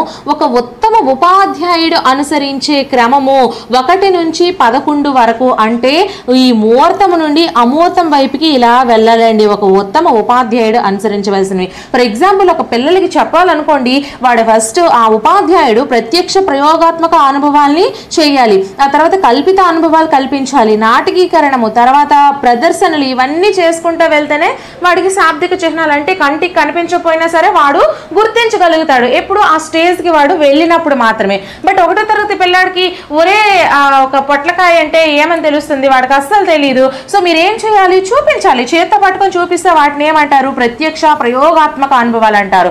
సో పొట్లకాయ పేరు ఒక బొమ్మ చూపించేసి ఇదేం పేర్రా అంటే పొట్లకాయ అంటే అక్కడ మనకి ఏంటి వస్తుంది, శాబ్దిక, ఈ మేద్ది శాబ్దిక చిహ్నాలు అనేది వస్తుంది. మెయిన్గా మనకి ఉపన్యాసం చేసేవన్నీ కూడా శాబ్దిక చిహ్నాలేనండి. శాబ్దిక చిహ్నాలలో మనకి ఉపన్యాసం చేసేవన్నీ కూడా మనకి శాబ్దిక చిహ్నాల రూపంలోకి వస్తాయి. నెక్స్ట్ కార్టూన్లు, వ్యంగ్య చిత్రాలు, చార్టులు, పోస్టర్లు, మ్యాప్లు, గ్రాఫ్లు, వార్తాపత్రికలు, పాంప్లెట్స్, ఇవన్నీ కూడా దృశ్య సాధనాలు. ఏంటంటే కార్టూన్లు, వ్యంగ్య చిత్రాలు, చార్టులు, పోస్టర్లు, మ్యాప్లు, గ్రాఫ్లు, వార్తాపత్రికలు, పాంప్లెట్స్, ఇవన్నీ కూడా మనకి దృశ్య సాధనాలు. సో మేడం గారు మీరు ఇలా చెప్తున్నారు కానీ మాకు అసలు అర్థం కావట్లేదండి, మాకు అసలు ఏం చేయాలి, ఇది అసలు ఎందుకు చెప్తున్నారు, ఎలా చెప్తున్నారు కూడా మాకు అర్థం కావట్లేదు. సో మనకి మీకు క్వశ్చన్ ఫార్మింగ్ ఎలా అడుగుతారు అనేది ఒకసారి చెప్తాను చూడండి. సో మనకి క్వశ్చన్ ఏ విధంగా అడగొచ్చు, ఉపన్యాస పద్ధతిలో ఒక ఉపాధ్యాయుడు బోధించేశాడు, అది ఈ ఎడ్గార్ ఎడెల్ అనుభవాల శంకువులో ఏ దశలకు ఉంటుంది, 11వ దశ శాబ్దిక చిహ్నాలు అనేది ఆన్సర్ చేయాలి. సో మీకు ఆప్షన్స్లో వేస్తారు. అలాగే లేదంటే మ్యూజియంకు ఒక ఉపాధ్యాయుడు విద్యార్థులందరినీ తీసుకుని వెళ్ళాడు, ఇవి ఈ ఎడ్గార్ ఎడెల్ శంకువులోని ఎన్నవ నంబర్లోకి వస్తుంది, ఈ ఎడ్గార్ ఎడెల్ శంకువులో ఏ స్థానంలోకి వస్తుంది, 6వ స్థానము. మ్యూజియంలన్నీ కూడా మనకి 6వ స్థానంలో ఉంటాయి. ఎప్పుడైనా ఎడ్గార్ ఎడెల్ అనుభవాల శంకువు ముహూర్తం నుంచి అమూర్తం వైపుకి వెళ్తుందండి, క్రింది నుంచి మీదకి 1, 2, 3 ఇవి చూసారా, 1, 2, 3, 4, 5, 6 ఇలా వేసాను కదా, 11. అదే 10 మాత్రమే ఎడ్గార్ ఎడెల్ శంకువులో ఉన్నాయి అనుకుంటే కదిలే చలనచిత్రాలు, అలాగే పర్యటనలు, అలాగే టెలివిజన్, ఈ 2 కలిపి ఒకటిగా చేస్తారు. అంటే 7, 8 కలిపి ఒక 7గా చేస్తే అప్పుడు మనకి 10 మాత్రమే బాక్సెస్ వస్తాయి. సో 10 మాత్రమే అక్కడ ఎడ్గార్ ఎడెల్ అనుభవాల శంకువులో ఉంటాయి, 10 అనుభవాలు మాత్రమే. బట్ ఇక్కడ 11 అనుభవాలు. ఏవేవి కలిపితే 10 వస్తాయి, కదిలే పర్యటనలు, చలనచిత్రాలు లేదా టెలివిజన్, ఈ రెండింటిని కలిపితే మనకి 10 రావడం అయితే జరుగుతుంది. సో మీకు క్వశ్చన్ ఫార్మింగ్ ఏ విధంగా వస్తుందని చెప్పాను ఆల్రెడీ. నెక్స్ట్ విందాం నేర్చుకుందాం అనే కార్యక్రమం మనం ఎక్కడండి చూస్తాము, రేడియో రికార్డులు వీటిలో కదా చూస్తాము.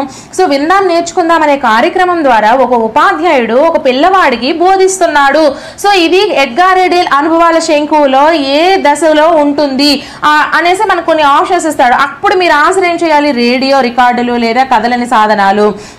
అది ఇవ్వకుండా మీకు నెంబర్ అడిగాడు అనుకోండి, 9 అని పెట్టండి, లేదు అక్కడ 9 లేకపోతే 8 అని పెడతారు, ఎందుకంటే ఈ 2 కలిపి ఇచ్చాడు అని అర్థము. నెక్స్ట్ ఫిల్ములు, ఫిల్మ్ స్ట్రిప్లు, స్లైడ్స్, ప్రొజెక్టరు, ఇవన్నీ కూడా మనకి కదిలే పర్యటనలు, చలనచిత్రాల్లోకి వస్తాయి. టెలిస్కూల్ కార్యక్రమం అనేది టెలివిజన్ కిందకి వస్తుంది. మ్యూజియం అనేది ప్రదర్శితాలు లేదా ఎగ్జిబిట్లోకి వస్తుంది. పంట పొలాలకు లేదా క్షేత్రాలకు తీసుకుని వెళ్ళి అనుభవం ద్వారా పిల్లలకు నేర్పిస్తే క్షేత్ర పర్యటనలో అవుతుంది. సైన్స్ ఫేర్లు, జూలు, ఇవన్నీ కూడా మనకి మాదిరి పాఠాలు లేదా ప్రదర్శనల క్రిందకి వస్తాయి. ఉపాధ్యాయుడు మాటల రచయితగా ఉంటే నాటకీకరణం అవుతుంది. త్రిమితీయ ఉపకరణాలు, నమూనా, స్పెసిమన్లు, డయోరమా, రిలీఫ్లు, ఇవన్నీ కూడా మనకి కల్పిత అనుభవాల క్రిందకి వస్తాయి. వానపామును ప్రత్యక్షంగా చూపిస్తే దాన్ని ప్రత్యక్ష లేదా ప్రయోగాత్మక అనుభవాలు అంటారండి. అదే వానపామును ఏదో ఒక పటంలో చూపించేసి ఒరే దీని పేరేంట్రా అని అడిగితే అది మనకి ఇక్కడ ఫస్ట్ది శాబ్దిక చిహ్నాలు, ఈ మీదది ఈ శాబ్దిక చిహ్నాల్లోకి వస్తుంది. సో డిఫరెన్స్ అనేది మీరు చూసుకోండి ముహూర్తానికి అమూర్తానికి. నెక్స్ట్ దీని నుంచి మనకి వచ్చేటువంటి ముఖ్యమైన ఇంపార్టెంట్ ఏంటి అంటే ఇక్కడ అనుభవాల విస్తృతి అనేది కింద నుంచి పైకి వెళ్ళేటప్పటికి ఇలాగా కింద నుంచి పైకి వెళ్ళేటప్పుడు అనుభవాల విస్తృతి తగ్గుతుంది. అనుభవాల విస్తృతి తగ్గుతుంది అంటే అనుభవాలు అనేవి ఇక్కడ మనకి ఏంటి కనిపించినవి, ఆ తర్వాత కొంచెం కనిపించినవి, ఆ తర్వాత కొంచెం ప్రదర్శింపజేసేవి, ఇలా మనకి తగ్గుతూ వెళ్తుంది కదా. సో అనుభవాల విస్తృతి అనేది తగ్గిపోతుంది. ఆ తర్వాత అమూర్తము పెరిగే దశ. అమూర్తం పెరిగే దశ ఏదండి? ముహూర్తం నుంచి మీదకి అమూర్తం వైపుకి వెళ్తే అమూర్తమే పెరుగుతుంది కదా. సో దీన్ని మనము అమూర్తం పెరిగే దశ అంటాము. అలాగే దీన్ని మనము ముహూర్తము తగ్గే దశ అని అంటాము. ఇది మీకు క్లియర్ అయింది. నెక్స్ట్ ముహూర్తం పెరిగే దశ అంటే మీద నుంచి క్రిందికి వస్తే ముహూర్తం పెరిగే దశ. అలాగే నెక్స్ట్ చార్టుపై మీకు ఇక్కడ ఇంపార్టెంట్ ఏంటంటే ఒకటి చిత్రానికి మళ్ళీ పటానికి డిఫరెన్స్ ఉందండి. చిత్రం అంటే ఏంటి, పటము అంటే ఏంటి. చార్టుపై గీసిన చిత్రము పటం అండి, ఓకేనా. చార్టుపై ఏదైతే ఒక బొమ్మను గీస్తామో దాన్ని మనము పటము అంటారు. అలాగే ఆ పటం మీద ఉబ్బెత్తుగా ఫర్ ఎగ్జాంపుల్ ప్లాస్టర్ ఆఫ్ పారిస్తో కానీ ఒక గమ్తో కానీ ఉబ్బెత్తుగా చేతికి ఇలా మనం చేతిని తగిలిస్తే అది ఉబ్బెత్తుగా కనిపించింది అనుకోండి, దాన్ని మనము చిత్రము అని అంటాము. చార్టు మీద గీసింది పటం అవుతుంది, ఉబ్బెత్తుగా ఉంటే అది చిత్రం అవుతుంది. ఇది కూడా మీరు జాగ్రత్తగా గుర్తుపెట్టుకోండి. ఇవన్నీ కూడా పాయింట్స్ అండి, నేను చెప్పినవన్నీ కూడా మీకు పాయింట్స్. ఈ విధంగా మీకు క్వశ్చన్స్ అయితే అడిగే అవకాశాలు ఉన్నాయి. నెక్స్ట్ వానపాము పటాన్ని చూపించి ఇదేంట్రా అని అడిగితే అప్పుడు మనకి శాబ్దిక చిహ్నాలు వస్తాయండి. అదే వానపాముని ప్రత్యక్షంగా చేత్తో పట్టుకొని చూపిస్తే అది మనకి ప్రత్యక్ష లేదా ప్రయోగాత్మక అనుభవాలు 1వ క్రిందికి వస్తుంది. ఎడ్గార్ డేల్ శంకువులు అని 1వ భాగంలోనికి వస్తుంది. ఓకేనా, ఇక్కడ మీకు మొత్తం క్లియర్గా ఎక్స్ప్లెయిన్ చేశాను. సో ఇప్పుడు మీకు క్వశ్చన్స్ అడిగితే ఎలా వస్తాయి అనే దాని గురించి మీకు క్లియర్గా అర్థమవుతుంది. ఒక క్వశ్చన్స్ అయితే మనం చూసుకుందాము. సో మనము కొన్ని క్వశ్చన్స్ అయితే చూసుకుందామండి. ఆ క్వశ్చన్స్ ఏ విధంగా అడుగుతారనేది. ఫర్ ఎగ్జాంపుల్ ఒక క్వశ్చన్ మనం చూసుకుంటే శంకువులోని టీవీల స్థానము ఏంటి? ఏ మ్యూజియంల ముందు, బి ఫిల్ముల ముందు, సి చార్టుల ముందు, డి సైన్స్ ఫేర్ ముందు. టీవీల స్థానం, టీవీ అంటే ఏంటండి, టెలివిజన్ కదా. ఈ టెలివిజన్ ఎక్కడుంది? సో చూసారా, ఈ టీవీల స్థానం ఎక్కడుంది? మనకు ఆప్షన్స్ ఏమి ఇచ్చాడు? మ్యూజియంలకు ముందుందా, ఫిల్ములకు ముందుందా, చార్టులకు ముందుందా, సైన్స్ ఫేర్లకు ముందుందా? సో మనకి ఎక్కడుంది? ఫిల్ములకు ముందుగా ఉంది. చలనచిత్రాలు ఫిల్ములు కదా, సో ఫిల్మ్. సో మనకి క్వశ్చన్స్ ఇంకా ఏ విధంగా అడగొచ్చు? వానపాము యొక్క చిత్రాన్ని పరిశీలిస్తే అది ఏమవుతుంది? ఎడ్గార్ డేల్ అనుభవాల శంకువులో ఎన్నో నెంబర్ క్రింద వస్తుంది లేదా దేని క్రిందకి వస్తుంది అంటే మనం ఏం చెప్పాలి? శాబ్దిక చిహ్నాలు లేదా 11వది వస్తుందండి. సో ఇక్కడ మీకు చూపిస్తాను చూడండి. శాబ్దిక చిహ్నాలు లేదా 11వది క్రిందికి వస్తుంది. ఇక్కడ ఇది వస్తుందండి. అలాగే మనకి ఇంకేం అడుగుతారు? అదే వానపాముని పట్టుకొని చూపిస్తే ప్రత్యక్ష లేదా ప్రయోగాత్మక అనుభవాలు. సో మనం ఇంకా ఎలా క్వశ్చన్స్ అడుకోవచ్చు? శంకువులో విందాం నేర్చుకుందాం కార్యక్రమం మూల భాగం నుండి ఎన్నవది? Option A 3, option B 9, option C 8, option D 7. So answer చెప్పండి. ఆప్షన్ బి అవుతుందండి. 9వది అవుతుంది కదా. సో ఇక్కడ మీకు చెప్పాను ఆల్రెడీ, విందాం నేర్చుకుందాం అనేది మనకి ఏమవుతుంది? విందాం నేర్చుకుందాం అనేది ఈ రేడియో రికార్డులు అంటే 9వది. ఈ 9వది అని ఆన్సర్ చెప్తారు. మూల భాగం అంటే ఈ క్రింది భాగం అండి, ఓకేనా. అగ్రభాగము అంటే మీద భాగము, మూల భాగము అంటే ఈ క్రింది భాగం. ఈ విధంగా అయితే మనకి దీని నుంచి క్వశ్చన్స్ అడిగే అవకాశం అయితే ఉంది. సో మీ అందరికీ కూడా క్లియర్గా అర్థమైంది అనుకుంటున్నాను. ఇంకా మీకు ఏదైనా అర్థం కాకపోతే నాకు కామెంట్ సెక్షన్లో కామెంట్ చేయండి. ఇదైతే మాత్రం చాలా ఇంపార్టెంట్. మీరు నోట్స్ అయితే ప్రిపేర్ చేసుకోండి.